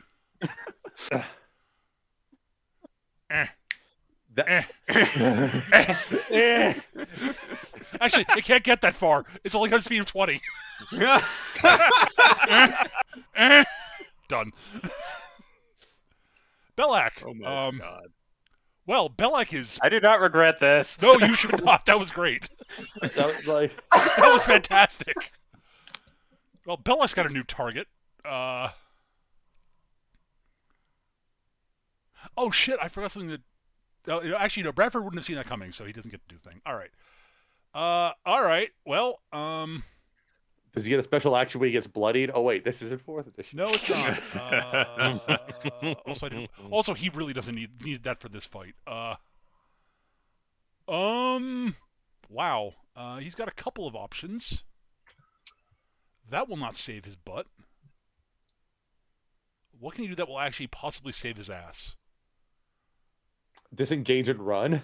Yeah, that's what I was saying. Yeah. That's what I was thinking. Retreat. Retreating is not an option for him, unfortunately. For him. That's his problem, I guess. Eukarya would just be like, nope. Just, I was gonna say run over to the tree, get the tree to just become a giant tree for us to fight. Go over to the I was tree. thinking like head over to the tree and get an apple. Eat fruit from the tree of might. Pretty much.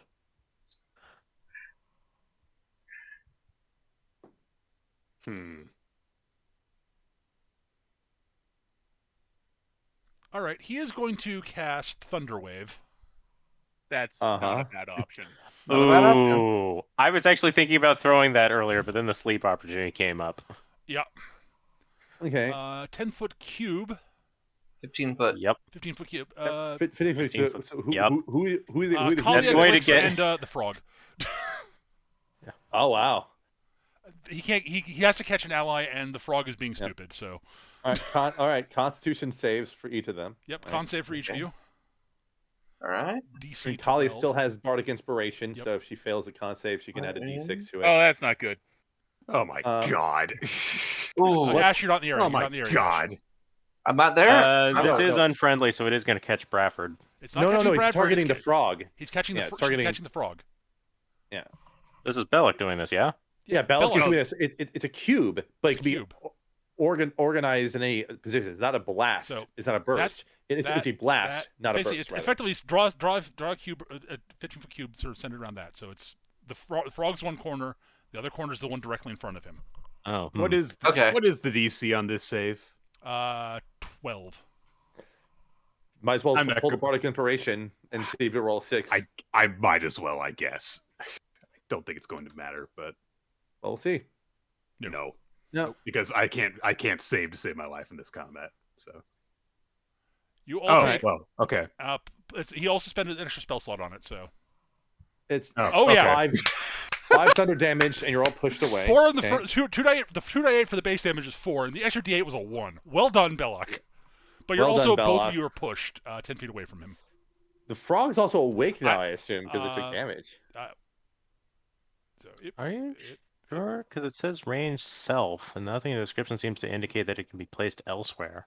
It's a well, yeah. But let me double check here. He places it in a square adjacent to him. Yep. Yeah. So yeah. Each creature in a 15-foot cube originating from you. yes, that's Yeah, a cube that's it- originating from him. Yeah. It doesn't say it doesn't say burst. It's true. It's not a PBOA blat.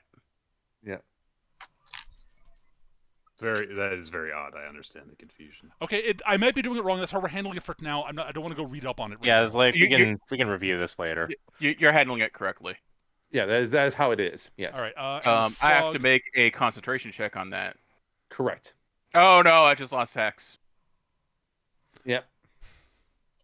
Well, he's no longer hexed. About that poison. That is not a Poison's concentration. still there. That's not a concentration check. I forgot to get rid of the hex on him. All right, I have to roll for the frog now. Hang on. Con save for the forg. It has a D4 penalty. I know. Roll the d4, Nick. Sure. 2 penalty. It saves. Oh right, I have to make a con save too. Didn't you already make the con save? No, I have to make a concentration save Yeah. Oh, right. for my Bane. for the Bane on the frog, which I failed. Jesus. The frog is no longer baned. All right. Well, the frog is also not awake because it didn't take damage. Oh. Oh, is Boom! it not? Is that not safe for half? No, it's safe No, for it's- anything. Safe for Oh anything. wow. Okay. That is the most. I'm so happy with how that turned out. No. On a successful save, the target takes half as much damage. Oh, and sorry, isn't you are pushed. correct. So it takes So it, it takes a little bit of damage. Mm. And then wakes So up. it took It takes 2 total. 2 damage Oh, right. Yeah. and wakes up next to Oh Glix. my god, damn it! This is fucking bullshit. Oh no, wrong. It's not dropped to 2. It took 2. It took 2. Ow. Rend it. Ah! Now it's an angry frog. Well, now what do we do? Bradford. Well, Sir Bradford has a choice. He's going to attack Cameron again. Sure. Swingy, swingy. Uh-huh. Oh my god. Oh, Bradford man. has got some moves. Take 10. Oh, he's very dangerous. He is the single most dangerous individual here. Well, in terms of offense. Mm-hmm. Belloc is All right, Belloc's a support character. Put the Whack. camera down to 4. Cool. All right. That's it. Injure. All right. So Bradford is facing I'm going to Cameron. move the dead bodies off here just so we... Yep. So I can go here, Yep. flank him, and get advantage on Yep. attacks. Yep. All right. Let's hope this monk death combo actually works. Yeah. Fingers crossed. Stop holding back your key, man. Just use all of it, man. I've already, yeah. Okay, so first attack. Kyle Kid! First attack is spear. Probably not gonna hit. That's a How about 6? Don't you have you- advantage? you because have you're advantage. flanking? You gotta roll with Roll advantage. again. right. Yeah, you advantage. Roll that again. The 16 There you will go. hit. 16 will hit. And so 8 damage. So 8 damage. All right. Now we begin the alarm strikes. I will flurry on this. Okay. I have to declare it now. Yep. Yep. So first. Oh wait. I Make just sure remembered. that's what- I can do this. Yep. Press the modifier key to 15. The 15 will hit. 15. All right. So that is 7 lightning. Is that easy? Is he down? Oh He yeah. is down. Yep. He is down. So you can move And now over to roll Dale. over and finish off Belloc. You can move the little block and do that one there. Yeah, and do the last one. He kind of cartwheels over and just does like a lightning kick at Belloc. Axe Yazuma kick. This is not actually going to be. With advantage. Yeah. Yeah. Just hit. You didn't need it. Fuck your bark skin! Well, you didn't have it anyways. I know. Yeah. What's up? What's up? What's up? Kung Fu Newt. You are already dead. Well, there's no more threats left. Nothing here can threat. Oh wait, There's a frog. Rivet. and a blight that can't do anything. Poor Blight. All right, Sito. I know what I want the frog to do. It depends whether he gets the chance to. It'll be hilarious if it works. Is it going to try to eat me? It's going Yes. to try to eat me. You're small, aren't Yes. you? Let it happen. Let it happen. Licks, you're small, right? Yeah, I'm a small character. Yeah, it can eat you. It can try to swallow you. It is actually bigger than you are. It is a medium-sized frog. You gotta remember Fury the Small, by the way. More Glicks. Oh yeah, Yeah. oh yeah. Fury the Small. Anyways, it's Sito's turn. All right. I feel like the best thing that I can do here is to take my fire dagger, make it do fire damage, and throw it at the blight. Go for it. It is a +1 to hit dagger, so. It is. I don't think it plays nice when I try to use it through the thingy thing. We'll see. Yeah, last time it just rolled the damage for some reason. Let's try this. There you go. That works. There we go. Yeah, 23 Okay, so will hit. 6 fire damage. What blight? That was the plan. The done. blight catches fire and crumples in itself and collapses into a pile of ash. That was the plan. Kalia. All right. Cito is going to head over. Oh, sorry. Yeah. What do you got movement? That's true. Is going to head over here and retrieve her dagger, and then kind of like step a little over to the side. Actually, no, just kind of like angle. My bonus action, I'm going to re-angle the wind so that the giant frog will, still be subjected to that. So I was basically, gonna like standing like this. I was debating to like maybe aim it at Char whenever it's just to blow them around on the ground while they're unconscious. I don't want to wake her up. All right. Kalia, you're up. She does take damage. She doesn't wake up. All right, I'm going to hit Giant Frog. Go for it. This is literally all that I can do right now. Do you want to move your entity over to it? I don't think I can do that, can I? I believe you can. Skitch? If What was it? Oh no, that's something else I'm thinking of that you could move. I think Well, I can what- move my hunt. I could move my hunter's mark. that was what I over was to it, thinking of. but- Your hunter's mark. I remember that. Yes. if but you you don't gotta mind bring your- being in the wind blast, you could flank it with Glicks. I mean, I don't you- really mind that. So yeah. I was gonna say like you also haven't spent your vow of enmity yet because you didn't need to the first time it came up. So Oh, anyways, whatever. I have advantage on the giant frog anyway. So Yep. What? 22. 22 will definitely hit. Yay. 9 damage. Ow, Chunk. ribbit. Well, Nap time? stop making eyes at my goblin friend. Cameron.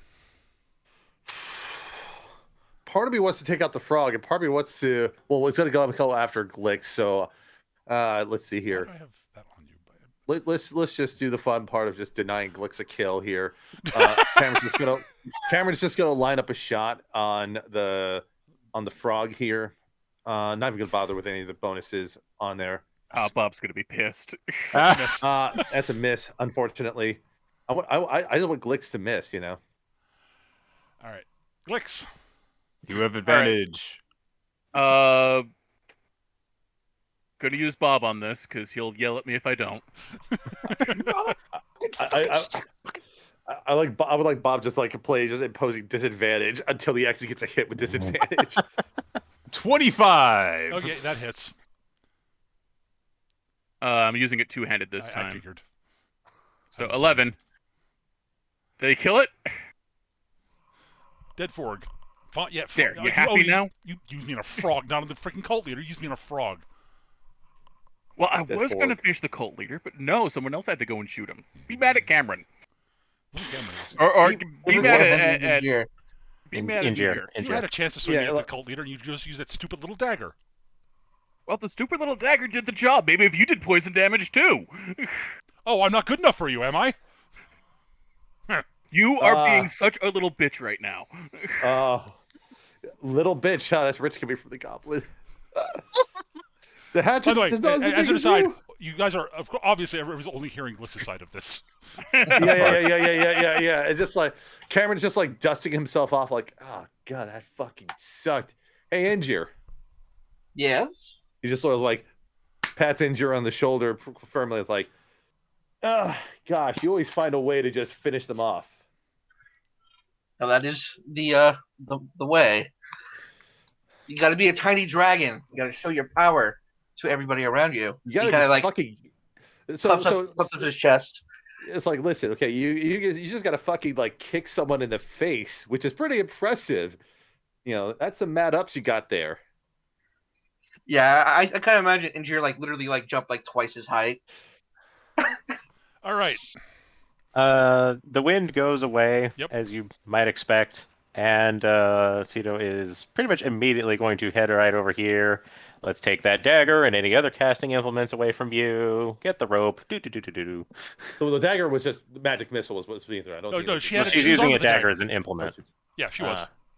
Okay. It's effectively just a dagger, but Yeah. I don't. Uh, Yeah, I was like, I'm not taking a chance on it being like like an actual like channeling implement. Yep. So it's just Cameron's just checking out RQ. this sword from Sir Bradford because I have an inkling about something about this fucking sword, Peter. it is definitely a magical longsword. That's all I'm going to say right now.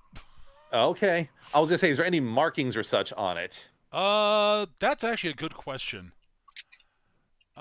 Yes, actually, a matter of fact, actually, give me a history roll, Skitch. Natural 20. Natural 20, 25. 25 on your history roll. Yeah. Yeah. It has two things. Uh-huh. It has a marking from one of the kingdoms from your era. Right. It's got sort of I it's got figured. sort of the crest of one of the major kingdoms that was ruled over Not- by the Lord of the Sun. Yeah, so not mine probably, No. but one of the ones I'm aware of, yeah. Yeah, no, it was ruled over by the Lord of Sun and War. Very aggressive militaristic kingdom. But the coat of arms has been defaced and effectively replaced by the sigil of Eukarya, sort of over the top of it. Nice. Cameron will take like the sheath from Bradford and just get the sword fashioned on himself for the time being. Okay. Now he's gone full Claude from Star Ocean. It's like, okay, he has he has a sword to go with his magic shooty gun, and then he's gonna check over Balak and Sir Cameron with Angier. Did you kill them or knock them unconscious, Angier? That's an operative question there. Sir Bradford is very, very dead. Okay. Belloc, let's say Belloc's still, at death's door. Yeah, just unconscious. Yeah, because you guys actually find that Belloc is dead. You know you left him alive, Injure, but Belloc is dead. Check his mouth. You do notice there's sort of flecks of black sort of foam at the back of his throat. I'm going to go back into one of the rooms that we saw all of the... Before we get there, I've got something I've got to get out. Oh, okay. So yes, you notice that as you all sort of hear sort of a horrible sort of eerie, sort of almost sort of again sort of I don't want to use the term inhuman, in sort of alien sort of moaning sort of growl almost. Seems to be coming from the southeast of the room as the room sort of shakes and vibrates slightly, and then it settles down. And I want everybody to give me a wisdom save. Oh my god! It's just in relation to this wisdom. Oh my god! Seriously, you're gonna start crying now? I say to the cleaver. Oh, no one. Okay. We're all kind of terrified of this, I think. Actually, yes. As a matter of fact, you are everyone who failed, except that, which means everyone except Glix. I think it's Bob. All of you are you are affected by. You are all afraid of the tree. It is basically scaring the crap out of you. There's it's almost like you are being presented with the avatar of an ancient evil god. All right. Well, yeah. Well, that's terrifying. Yes. So, I have a question. Yes. Do paladins have that fearless thing in 5th edition? They do, but not for a little while. Okay. Yeah, that won't be until higher level. Got it. Just checking. I'm going to leave the room and go into one of the rooms where there was That's that purification thing. The stuff that kills certain stuff. This has alcohol in it, right? Yes, it does. All right. I'm going to bring that back into the room. Okay. Bob's gonna still be talking, or Glix is gonna still be talking to Bob. You're such a whiny little. You know what? Why don't you just go and kill a god? Let's go kill a god. Will that make you happy? I start chopping down the tree. Oh, you start attacking the tree. All right. Glix. Yeah. You, in particular, you strike the tree with Bob. It cuts into it. You are hit with basically what's almost like an arterial spray of some black liquid. Oh god. This is disgusting. Yes, Bob, it look is. what you made me do. Glix, I need you to give me 2 saving throws as another sort of unearthly howls comes echoing from the tree. Glix, I need a wisdom save from you and then a con save. Oh dear. Oh my god. Not at all con afraid. save. You are not at all afraid. Oh my god. Yeah, you've been covered with worse. I'm pretty sure that mushroom alcohol would have been worse than this. It's gross, but whatever. I'm going to upend the vat of alcohol and make a stream of alcohol leading to the tree. Okay. I see. All right. Glix, there's a pool of mushroom liquor under your feet now.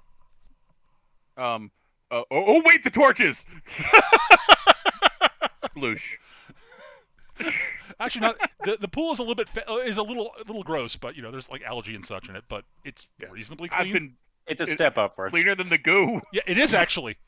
I take you're lighting the caught alcohol on on fire, fire. Kalia. Yeah. All right.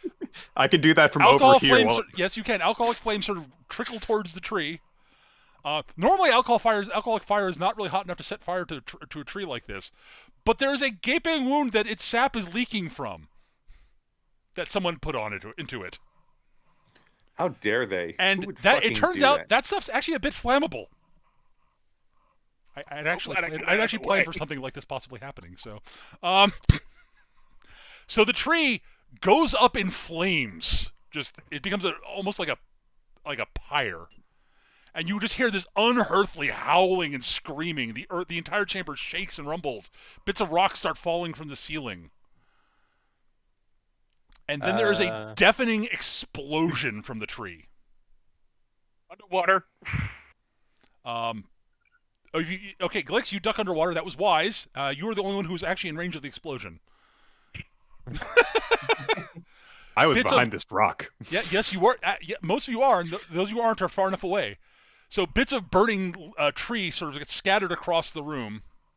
The light in the room that was coming from that was sort of coming from the ceiling area, that was giving sort of daylight, gone.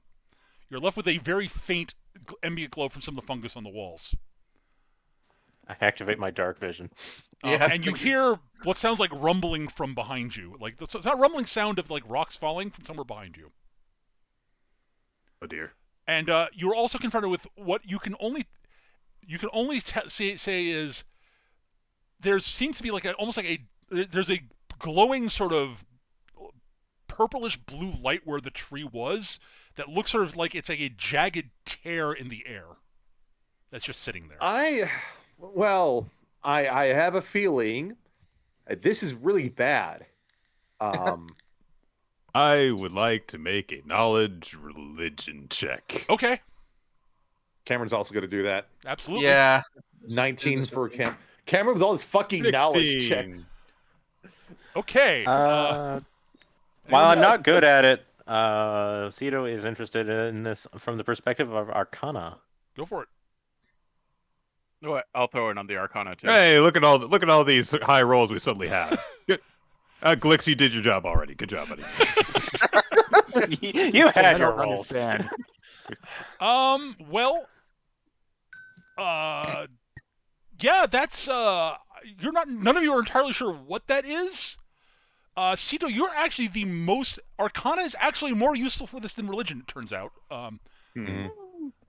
Yeah, like most of you sort of like seem like, that's sort of actually, okay, Kalia, actually, no, Ashford probably, Kalia, have you ever seen one of the gates? This is entirely up to you. She travels a lot. Fair imagine. So. Okay, then those of you who made the religion rolls, the color and sort of the imagery, sort of the color and sort of shimmer of the tear there is very reminiscent of the gates when they're on and someone's traveling through them. Cito, yeah, that looks that you are certain that is the same magical energies you sense from the gates. It's almost identical. There's subtle differences, but I'm pretty sure that Cito is going to approach this tear. Mm-hmm. And is going to kind of look over it, and I've got a candle in my inventory. Sure. I'm not going to light it or anything. I'm just going to toss it in. Okay. You're just kind of like hiding behind the rock, watching all this. He has mortal dread after what just happened. I don't blame you for that, actually. Cito's not really like in great shape right now, but this is kind of why she's here.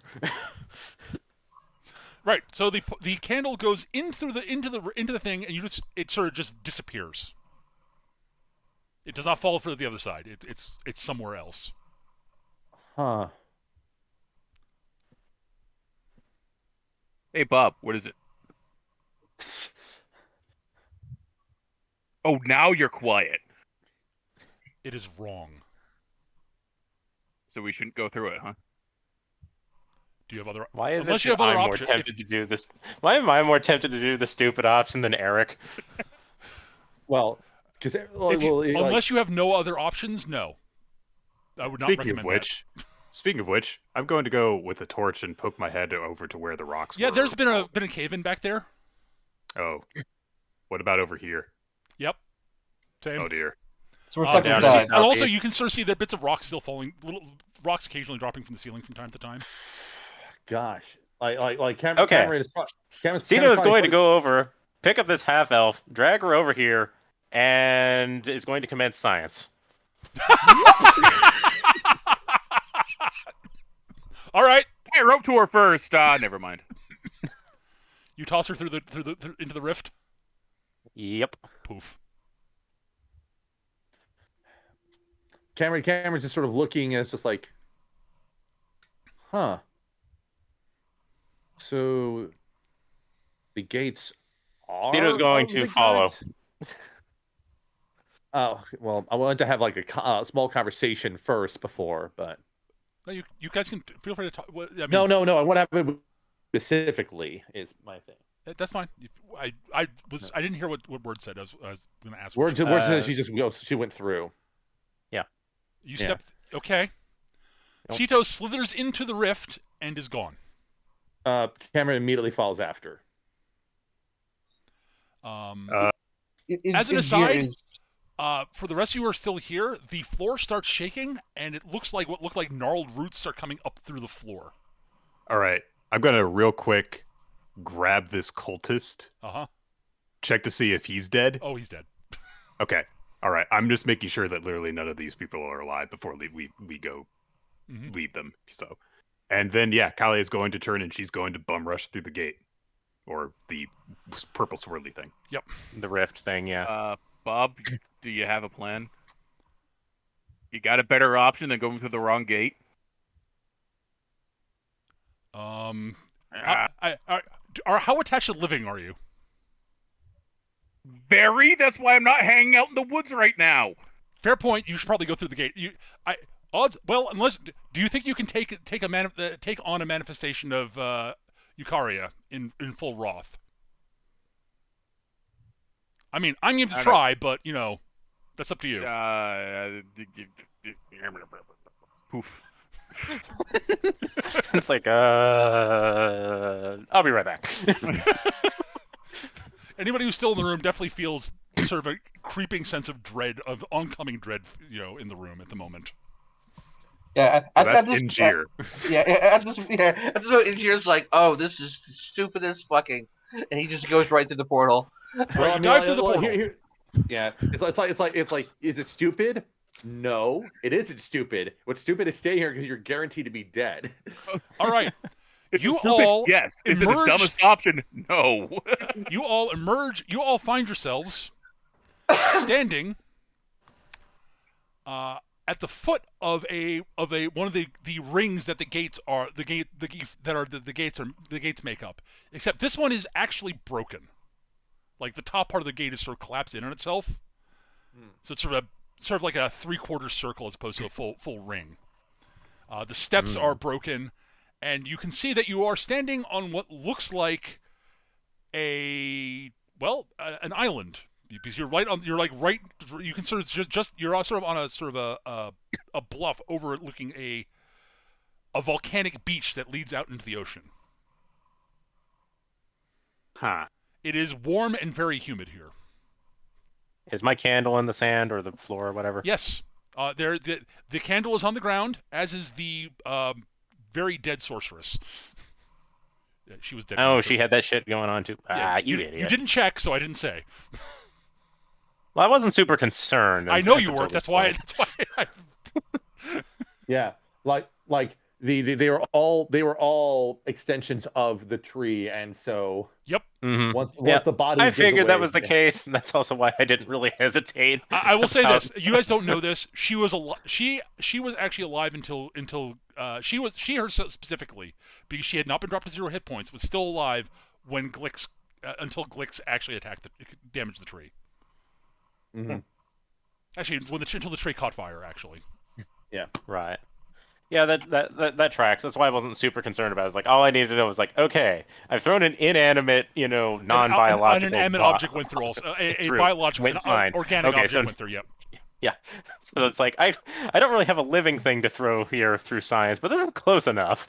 Does Yeah. it explode? No. Okay, Also, we're going. you also where you're standing? If you look back at the gate, there's definitely you can sort of see a matching rent in a tear that eventually just sort of snaps shut. Mm-hmm. All right, from where we are, can we is going see- to take a chronicling of this. All right, Glix is going to look around and see if there's any signs of like a town or village or You see what any looks kind like of sort settlement. see what looks sort of like a jungle off to the southwest. Oh no! Like Cameron is also taking notes and probably comparing notes with Cito a little bit about this. Yeah, Engineer's got his map of the known gates out. Yeah. There is no known operational gate on an island in an island with a sort of that you are aware. The Yeah, only but then area Cameron that you are aware of that doesn't that this gate doesn't look like it. You don't remember there being a gate on your map that was listed as being broken or anything like that. Does Cameron know of any gates that would be on an island like this? No. Okay. So Cameron's still be comparing notes about like what's just happened with Cito's like, oh well, yeah. So when the gates were from them, this implies that the gates are of them in some way. Huh. Glix is Interesting. going to take off his cloak because he's sopping wet and it's hot out and humid. He's probably miserable. Listen, Yeah, Cito is going to kind of mutter a few things about the nature of the gates and potentially being, brought about by the death of gods or something like that. But she's just kind of like spitballing to herself. She's not like saying anything like concrete or researched. This is she's just like throwing conjecture in the moment. I mean, Cameron will basically say like, well, that definitely seems to be the long and short of it. It would definitely explain why the current, Pantheon has their opinions about the gates. Kali is going to look over at Cameron, and then she's going to look up at the sky, and I'm going to do a survival check to see if she can determine what time it is. Fair enough. Oh, and else in the chat actually asked a question that I was not clear on. The routes that were coming up, Ignir, they looked like they were weren't just like they were being unearthed. It looked like they were sort of rising up on their own. Mm-hmm. That was the impression I got. I know. Yeah. I want to be clear about Yeah. that. I rolled a natural 20 on my survival check. It is currently mid to late afternoon, from what you can tell by where the sun is. Is that what time it would have been Yes. when we were... Okay. No, time does not seem like time has changed, really. Like, All right. You've not like lost time or anything like that. No. I'm just checking based on random gate shenanigans. That is a fair thing to check, honestly. Also, I will check around to see what the fuck we can do in order to make camp, because I think we're gonna need to. Well, there's Yeah. some Well, trees we are- over there. You can definitely gather wood. There's an ocean there. There You is might an be able to catch some ocean. fish. There is an ocean. I am immensely pleased to be contended with the natural obstacle of an ocean instead of a stairwell. That's totally fair, honestly. Okay, so as I said, it's a so the beach is sort of it's a volcanic beach, so it's black sand going down to the ocean. Right. It's sort of, you can sort of see jungle trees off to the southwest. You're sort of on the northeast part of the island, roughly. And then off to the southwest, you also see a large mountainous peak rising up above the trees that has sort of a broken top. The long-awaited beach episode begins. Kalia tramps around in her armor. Fair enough. And Cito looks the same way she always does. Also fair Glix enough. is wearing for the jams. Also, you do notice there are very faint sort of like trickles of smoke coming from the top of the mountain. Cool. That's not ominous. Oh, Anyways. that's clearly a town or city or something. Why are they put it on top of a mountain? That's likely a volcano, but that's beside the point. volcano? So, Roughly. Okay, let me ask you this: could I swim around this island in like a day? A day, sure. It's not a huge island, and you swim pretty quickly. Yep. It'd probably take you Uh, about a day to circumvent. It would probably take you a full day to circumnavigate it. Yeah. yeah, after Roughly. we rest up, Cito is going to communicate that it is her plan that she's just going to kind of take perimeter of the island since she'll probably be able to cover that with less resistance and quicker than anyone else. That's a good idea. We should probably find someplace with fresh water for the rest of us. Hmm. Yeah, you can No, we work can. on that. No. We can just listen. Okay, we got ways of. We can make salt water palatable if that's necessary. That's easy enough. I mean, we definitely have fresh water. There are all those trees over there. And again, we got ways Oh, yeah. of making it work out here. So I'm not worried about that. I'm just still trying to think over like what the. So is that what gates are? Is that why this whole thing got started? Like what? 700, 600, whatever plus 100 plus years ago? What, you think the trees are dead, or what, you think the gates are dead trees? No. Dead gods. Or at least are associated with the gods in some way. My running line of thought is they might be graves. That's a possibility. Well, Well- seeing as how there's no one else around, and I don't really see any harm in withholding this any further, I'm not just traveling around for my own amusement as a performer. I certainly enjoy I'm that. shocked. Not that shocked. But that tavern that we were in a bit ago, the last time I was there, I had a vision. And within the vision, I was compelled to investigate the gates, which, as far as I'm aware, has no historical precedent. There's always been discouragement from doing such a thing.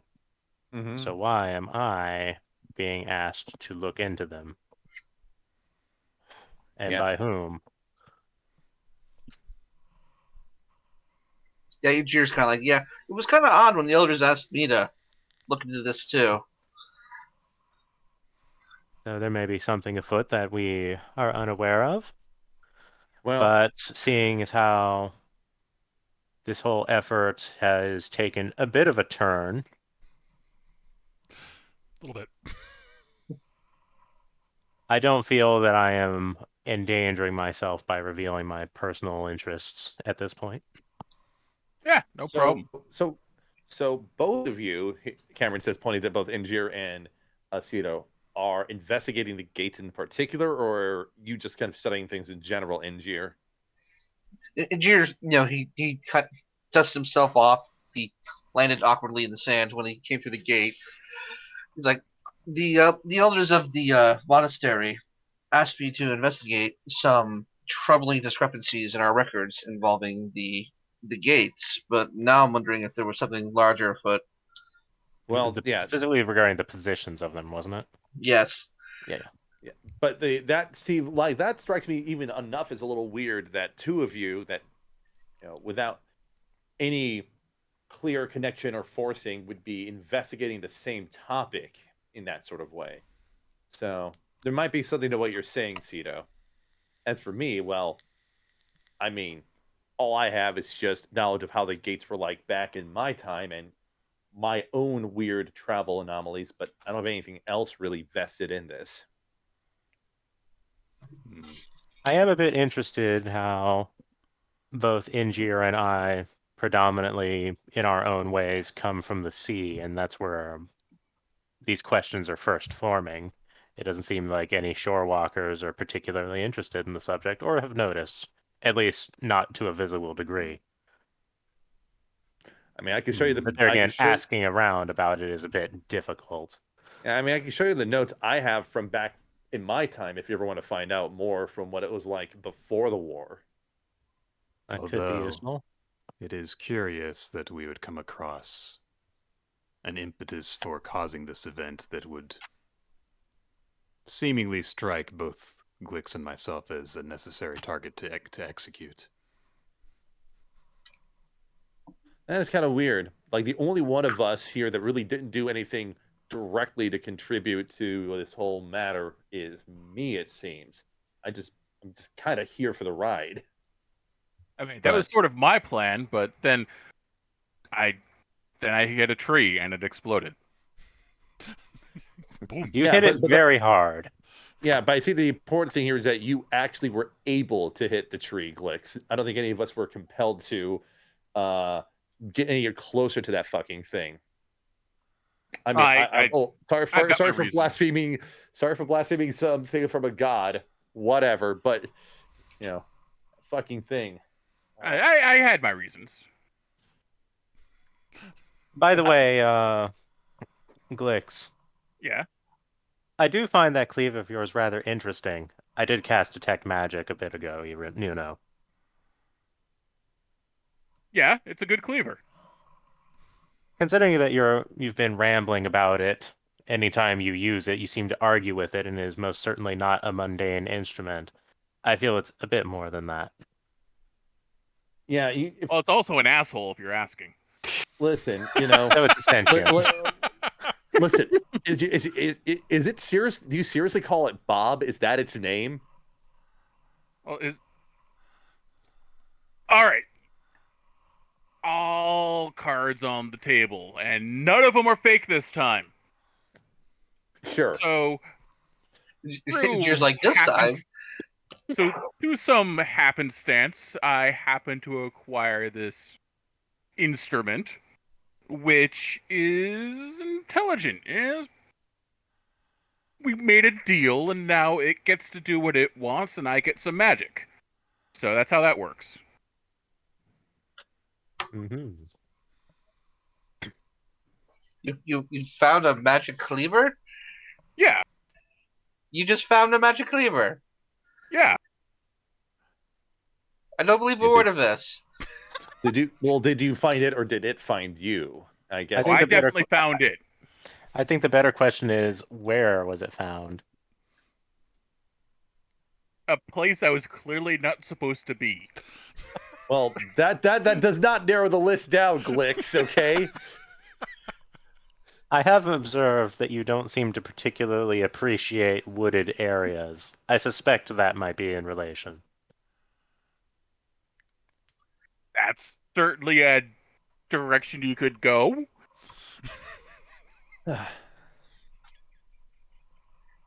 Well, it's just like, well, you don't need to worry about anything getting to you here. We're on an island. What could possibly be in these woods? There's always something. He says, looking up at the already sky. hearing the little voices coming from the forest.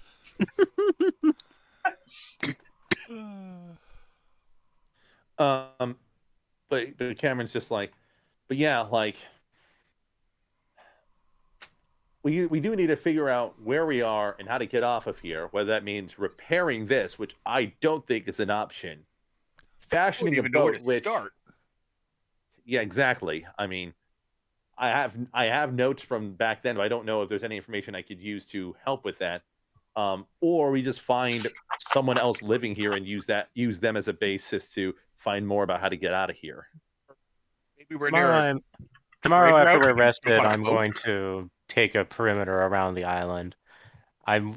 Depending upon where this island is, I might be able to come into contact with the peoples of Saltesh, and that would allow us to another way to get the rest of you out of here.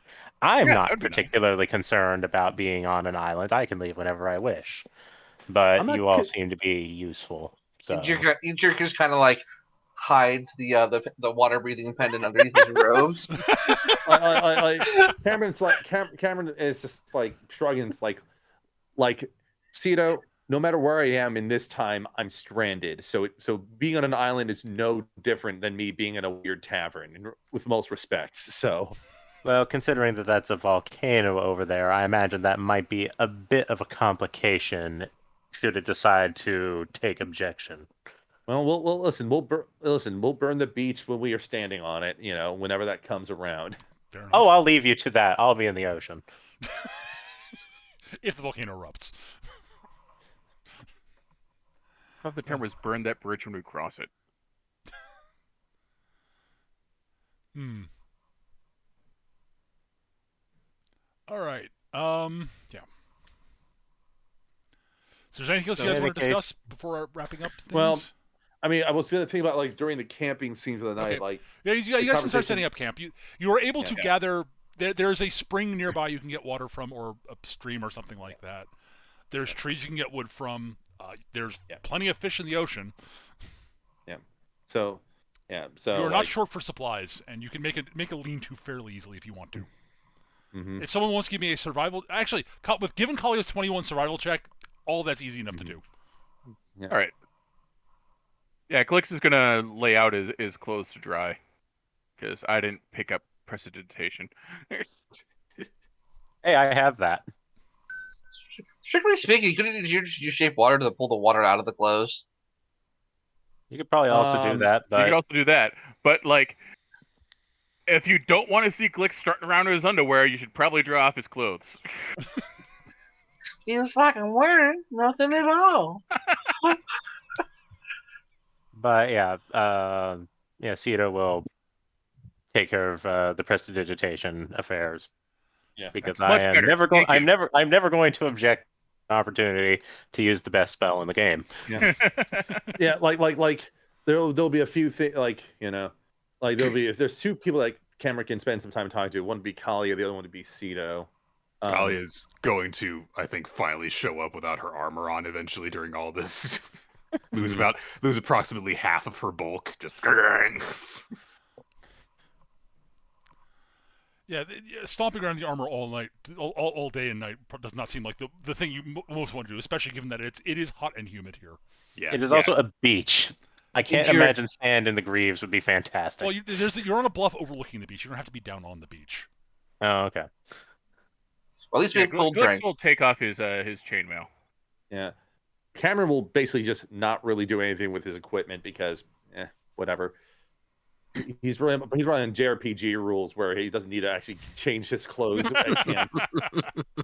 That was Yeah, but And between Cito is Cito and, ever dressed for the occasion. like, there's Cameron can chat with either Cito or Kali in particular. Does anyone have a preference on who's first? Flip a coin. Sure. All right, it'll be Cito then to start.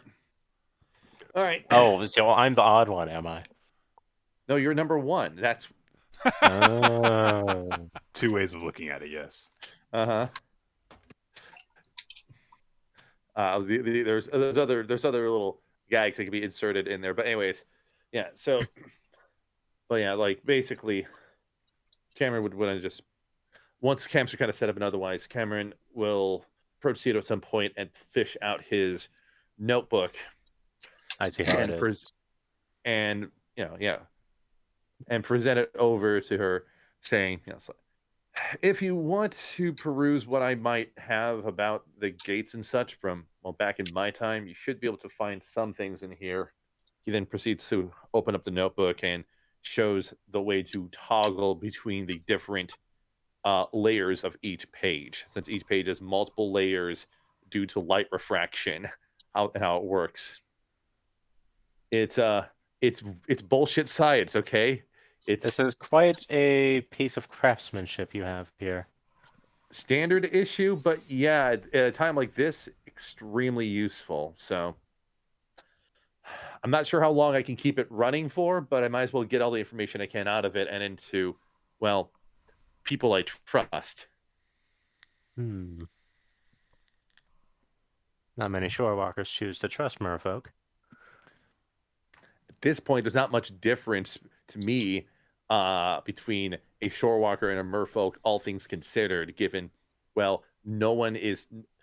everyone here is a stranger to me when I first came.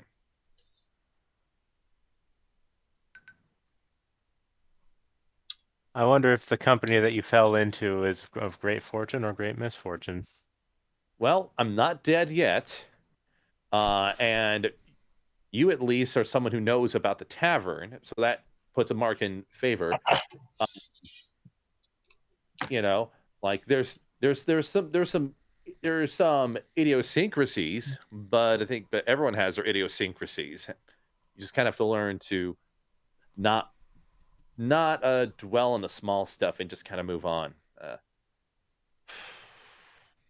Cameron I'll then like choose to checks. interpret that as you're okay with hanging around with a pretty lady you met at a tavern. I'm not going to say I have a problem with that in any case, but like I said, the fact that you are resourceful and know about the tavern is definitely arch in favor, and the fact that you're studying these things, these gates here, is also of interest. He like lifts up his arm where his bracelet used to be, and just sort of like checks it for a moment, and then shakes his hand before dropping that while Is chatting. that why you opted to sponsor me in that interaction? Part of it, I think the other part of it was what Kalia said to me about my sort of circumstance here. She made a note that me being someone that was alive before, well, the war means that I know information about gods of the past, the way things were. Yes, That that. and that information might be dangerous if the wrong people know that I know that, whether it's a danger to me or danger to what they want. Right. And beyond And all so of we that, have this little confederation of fools who know things that they shouldn't. indeed, and if anything, that bracelet, if anyone saw it, they would either assume that I'm either a nobility or some sort that's worthy of being kidnapped because it looks too valuable, or they might recognize what it actually is in terms of where it came from, and that marks me out even as more so than in my attire. So, as someone who's arguably a bigger outsider than, well, you are on shore, Mhm. I have to be cautious about who knows who I am or what I am, I guess. I admit that I can't particularly contest that front. I merely walk upon the shores of land, whereas you seem to be drifting upon the shores of time. That is a way to put it. I also think that given what's happened with me at the tavern, I'm still worried that if someone knows how to manipulate any of the gates, these or the tavern, and knows how to intentionally move through the streams of time, that is dangerous. I imagine we'll come across those answers in one manner or another, especially if we continue to make a habit of killing the avatars of gods or primals or whatever they are. Yeah, I also think that's going to cause us to get some pretty big attention drawn to ourselves, but I don't know if that can be helped at all. I don't know if there was anything that we could do to not do so, realistically speaking, given our goals. Yeah. It seems an inevitability. And then Cameron finally pulls out his prismatic gun. It's like, it's also kind of wild to think that this is technically an ancient relic of a weapon that I'm holding in my hands. It Makes is me a wonder. curious thing. I haven't paid too close attention, but it's very clear that it is a more sophisticated apparatus than like hold up a crossbow. Yeah, and that's the irony. This is from an earlier time, as is everything else, and yet it carries this sophistication, which makes me wonder: did the gods that remain intentionally reset things to make people less sophisticated for some purpose?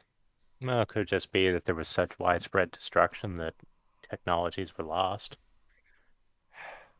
It's a weird vibe because, as I've shared before, when I grew up, most of the gods were just kind of like entities you interacted with on a regular basis and kind of knew them by name and by face. But the pantheon that remains is, vague and indistinct and standoffish with everything that's going on.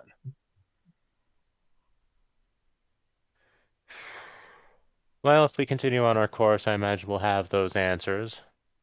Might well be that something regarding these gates and how they are graves in some form or another, you know, or aren't, who can say at this point, but Mm-hmm.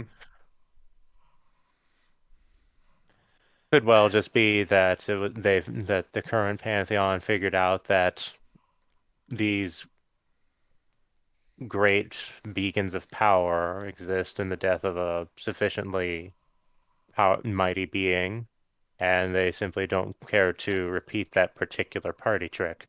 It's all a possibility. In any case, you're free to consolidate any information I have with your own notes for the time being. I'll pick up the book probably before I turn in for the night, but if you ever need to look up some things, let me know. I'm not sure how long that notebook's going to last, but like I said, information is something we need to use for our advantage. Very well. Thank you. Rest Cameron's well. discussion. Yep. You too. And if you need any help tomorrow with your surveillance, though I doubt that you will, let me know what I can do to help. If an idea occurs to me, I'll let you know, but I don't think anyone will be able to keep up with me in the water. Yeah. Oh, for sure. Cameron also has like a brief thing for Kalia. It's going to be a much shorter exchange by comparison. Theodore commences to read. Yeah. Cameron will head over to Kalia and has Kali will be sitting at the fire. Cameron will have the long sword in its sheath, like unstrapped from his waist, and he sort of sticks it into the ground next to Kalia before saying, I'm not sure if this weapon is your style, but I feel you might get more use out of it than I will if you care to wield it. I'm not sure if it is an option for you, but figured that I'd offer it up to someone who can make better use of it than I. Well, Kali will examine the sword. Cameron will explain like the markings on it and indicate that the religious symbology on it, as well as indicating that it is just a magic sword that is, it hits more. It's it strikes more true than it seems like it should be able to, and hits harder for that matter. As the guy who got hit by it 3 fucking times. Oh, that sword. What was the religious connection to this sword? It's what's the primordial that we're dealing with So here? it is a sword that was originally it has a crest of the the kingdom that was ruled over by the previous god of the sun. Lord of the Sun and War. Yes, which is the same two main domains that the current god of the sun has. Interestingly enough, but that sigil has been defaced with the sigil of Eukarya. Yeah, Kali will return the sword to Cameron and say, "I will not use such a weapon." Yeah, unfortunately, it's borderline useless in my hands. So I had to make the offer regardless. I appreciate your offer, but I will not use something that has been touched by that. No. I figured as such. I mean, I've seen just how assertive your wrath can be upon others when they are operating in a degree of in a certain degree of disregard, disrespect, or just aberration with respect to your faith.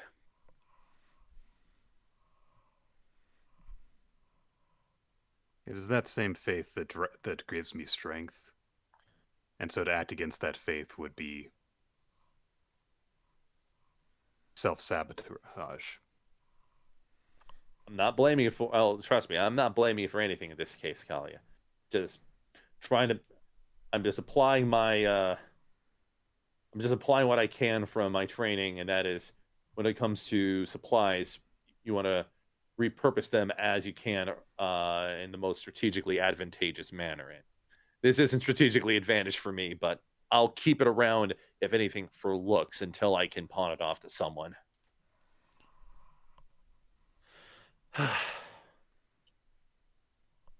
Gosh. Again, I've been thinking about what you said to me back at the tavern, and It's just very weird, especially knowing how far out of time I am here. You know, part of me would wonder, why am I here? But I don't even know if that's even the right question. Do you doubt that there is a purpose behind your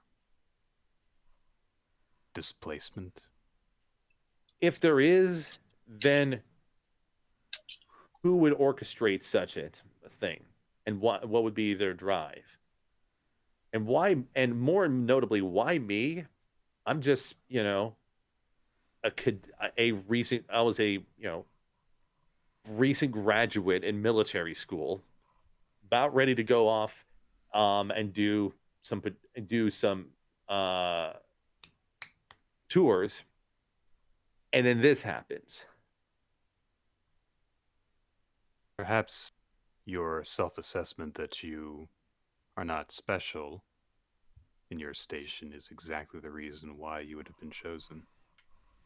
Perhaps someone with your knowledge, but who has not risen to a higher position, who would be, so to speak, an everyman with your background, was exactly what was required.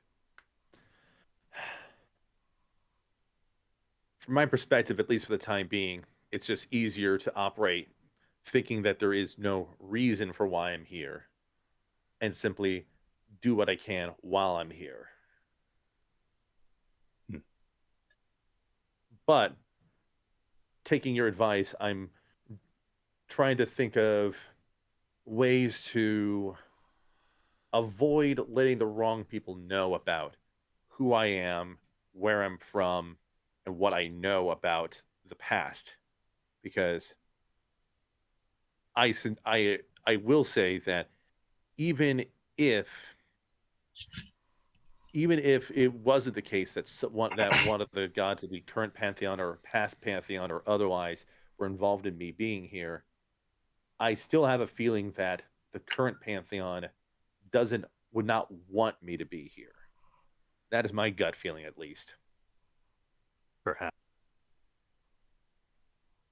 It is difficult to say.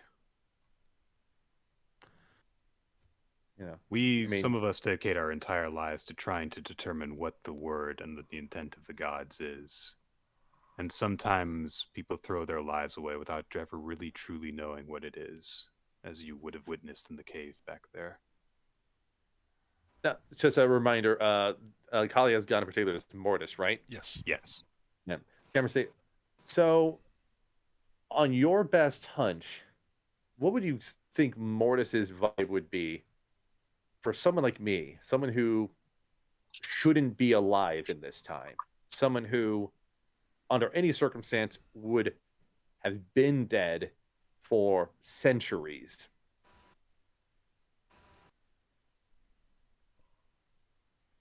Your the way that you look at your lifespan is different from the way that it truly is. If you if we assume that you would have died hundreds of years ago, the fact that your life has been displaced to this time, does that mean that you have actually lived longer? Does that mean that you have actually defied fate and extended your lifespan in some form? Or I'm have not you so much. simply taken it and placed it somewhere else? I'm thinking that even that latter case might be considered problematic because it's less so much that I'm living longer than I should be, but I'm alive at a time that I shouldn't be. And that's what I'm sort of stuck on. I'm wondering, is that a problem in and of itself? If it is, then it is good that you are within my company. That's a fair point. At the very least, I think I'm on your good side for now. I've seen what it's like to be on your bad side, and I will say that I do not want to be the target of your ire anytime soon.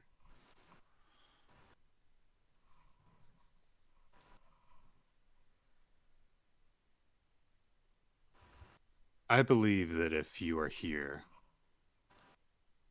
then there are two ways to look at it. there is the way that you look at it, which is that it is some random circumstance. Mm-hmm. In which case, it doesn't matter whether you die here or whether you return to your own time and die there. And if it is for some purpose, then one could also assume that there is a purpose for the company that you have fallen into when you arrived here. In which case, you are exactly where you need to be. And the truth of your situation will unfold as it needs to. Guess so. Well, in any case, it does feel like even if I'm not sure, even if I'm not out on a particular purpose like most of you are in this group, as you allude to, it feels like regardless of what has happened, I've been dropped off in one of the better places I could be for now. So Kalia looks around at the beach. in terms of personnel, locale is a different matter, but personnel-wise, I'm not sure if I would have had a better group to be with. And yes, that includes Glix over there. Glix, I can see you fixing your deck there, you piece of shit. What? Like you're not doing the same thing right now. Listen, I did it when you couldn't see me. That's the trick to it. You don't do it in front of everyone. No, the trick is to do it in front of people and then convince them that you didn't do it. Oh, you're so full of shit. You know that, Glix. I haven't eaten nearly enough to be full of shit yet.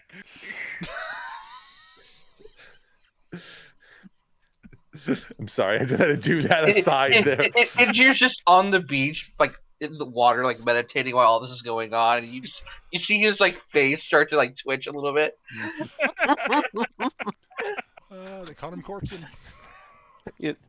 Isida was just kind of like strumming her lyre while like all the conversations were going on. Then the shouting starts. It's like she hits a wrong note. Just like. I was gonna say, Glix is sitting there doing card tricks, practicing card tricks just for funsies during all of this. I still think Cameron is not wrong in asserting that he's also fixing his deck at the same time. Oh, absolutely, yeah. like. I mean, look, most decks are fucking, they're garbage. Only 4 aces. I mean, come on. Yeah, exactly. But Cameron will then just remark over to Kalia and just say, like I said, personnel-wise, this is probably the best case scenario it could have been, and given what has happened. So, I think that you will find that to be more true than you suspect even now. For example, I personally have no advice on how you would hide your background from people. It has been my approach for most of my life to take the exact opposite stance. Having pride in presenting who I am is one of the things that I draw strength from. Mm-hmm. However, there are others within our company that might provide you with insight into how to take the opposite approach. I would also, like, Cameron also just nods, like, well, to some extent, for the time being, I'm leaning less on who I am as the basis for any sort of pride and more what I can do, and in the right situations, what I know. But we'll see. He then like Cameron then just sort of offer a nod over to Kalia before proceeding over to Glix and continuing to argue about his shuffling techniques and card play there. While pulling out his own deck of cards and doing card tricks. We start doing increasingly like absurd card tricks to at one another while glaring at each other. Do a sleight of heads back, Eric. Let's see how. Oh dear. 20. Well, oh no! 24 versus a card. a 19, natural 19 versus a botch. Oh no! Glix is flustered. He's flustered for being called out on it. Drops his cards. It's like, This is what I get for having over 600 years of experience over you, Glix. 600 years. Yeah, but you only lived like what, 8 of them? Listen, okay, I'm a fast. Listen. I took a shortcut. All right. You're right, word. I was drinking. Oh no! Just killed Word. Damn it, Eric. How old do you think I am? I don't know, 5? Uh, I don't know how human right. ages work. I do have to bail out for work stuff. Yeah, I was but about to say, Peter, I'm about to wrap up. As your Do we level conversations are up? winding down, the sun's beginning to set. Somewhere deep in the jungle, you can hear a bellowing, guttural, vaguely reptilian-sounding roar. Oh, that's And comforting. And the sound of what sounds like, and then, sounds of various animals screeching and such, and you can see a flock of birds flying off. And only a flock of birds, right? From what you can see, it looks like a flock of birds. Okay. It's not. They're not near enough to be completely certain. It's obviously a flock of birds. Couldn't be anything else. Out here, no, it's a flock of seagulls, which is why I ran. I ran so far away. Yeah. Saw that coming. See, I'm just hearing I'm hearing all of this, and all of it's translating to me is walking people problems. Hey, I'm gonna take off my hat. It's gonna turn out Glix's head a blonde dual mohawk the entire time. Well, what's going to happen is that there's also like Tyrannosaurus Rex in the water. They're just like water T-Rexes as well. Yeah, Just- Megalodon. Yeah. Oh, Megalodon, or God, there are any number of For- aquatic predators from that. Oh, era sure. that There's are absolutely aquatic shit that I don't want to mess with. Yeah, there's a But mosasaur out something there. that has arms as part of its base thing, I'm not super concerned with. Hell, what if there are mosasaur out there? That would suck, wouldn't it? Yeah, So that's the one. So while we deal with the external dread here, Peter, do we level up tonight? You do. In fact, you all level up to level 4 because you've completed the first adventure. Hooray! Hooray! And we get a long rest too. You absolutely Fantastic. get a long rest, and that's going to wrap this session up, folks. Thank you everybody for watching. I hope you guys, for those of you who are watching, I hope you enjoyed. If you're watching this on YouTube and you enjoyed this, please like, subscribe, follow, all this stuff, comment. That way you'll be aware. You hit the bell if you want to be absolutely certain you'll get get notifications when new episodes go live. Yeah. So that's it for this week. I think we're on for next week. I'm not 100% positive I'll have everything fully prepped, but I will endeavor to do so. I have notions where we're going from here, though there are ways for you to opt out of my plan, which are fun. But yeah, that's going to do it for this week. Thank you, everybody, for watching. I hope you enjoyed, and thank you guys for playing. I hope you guys had fun. And, yes. Yeah, see you guys next time. Bye-bye. Bye, buddy. Bye, everyone.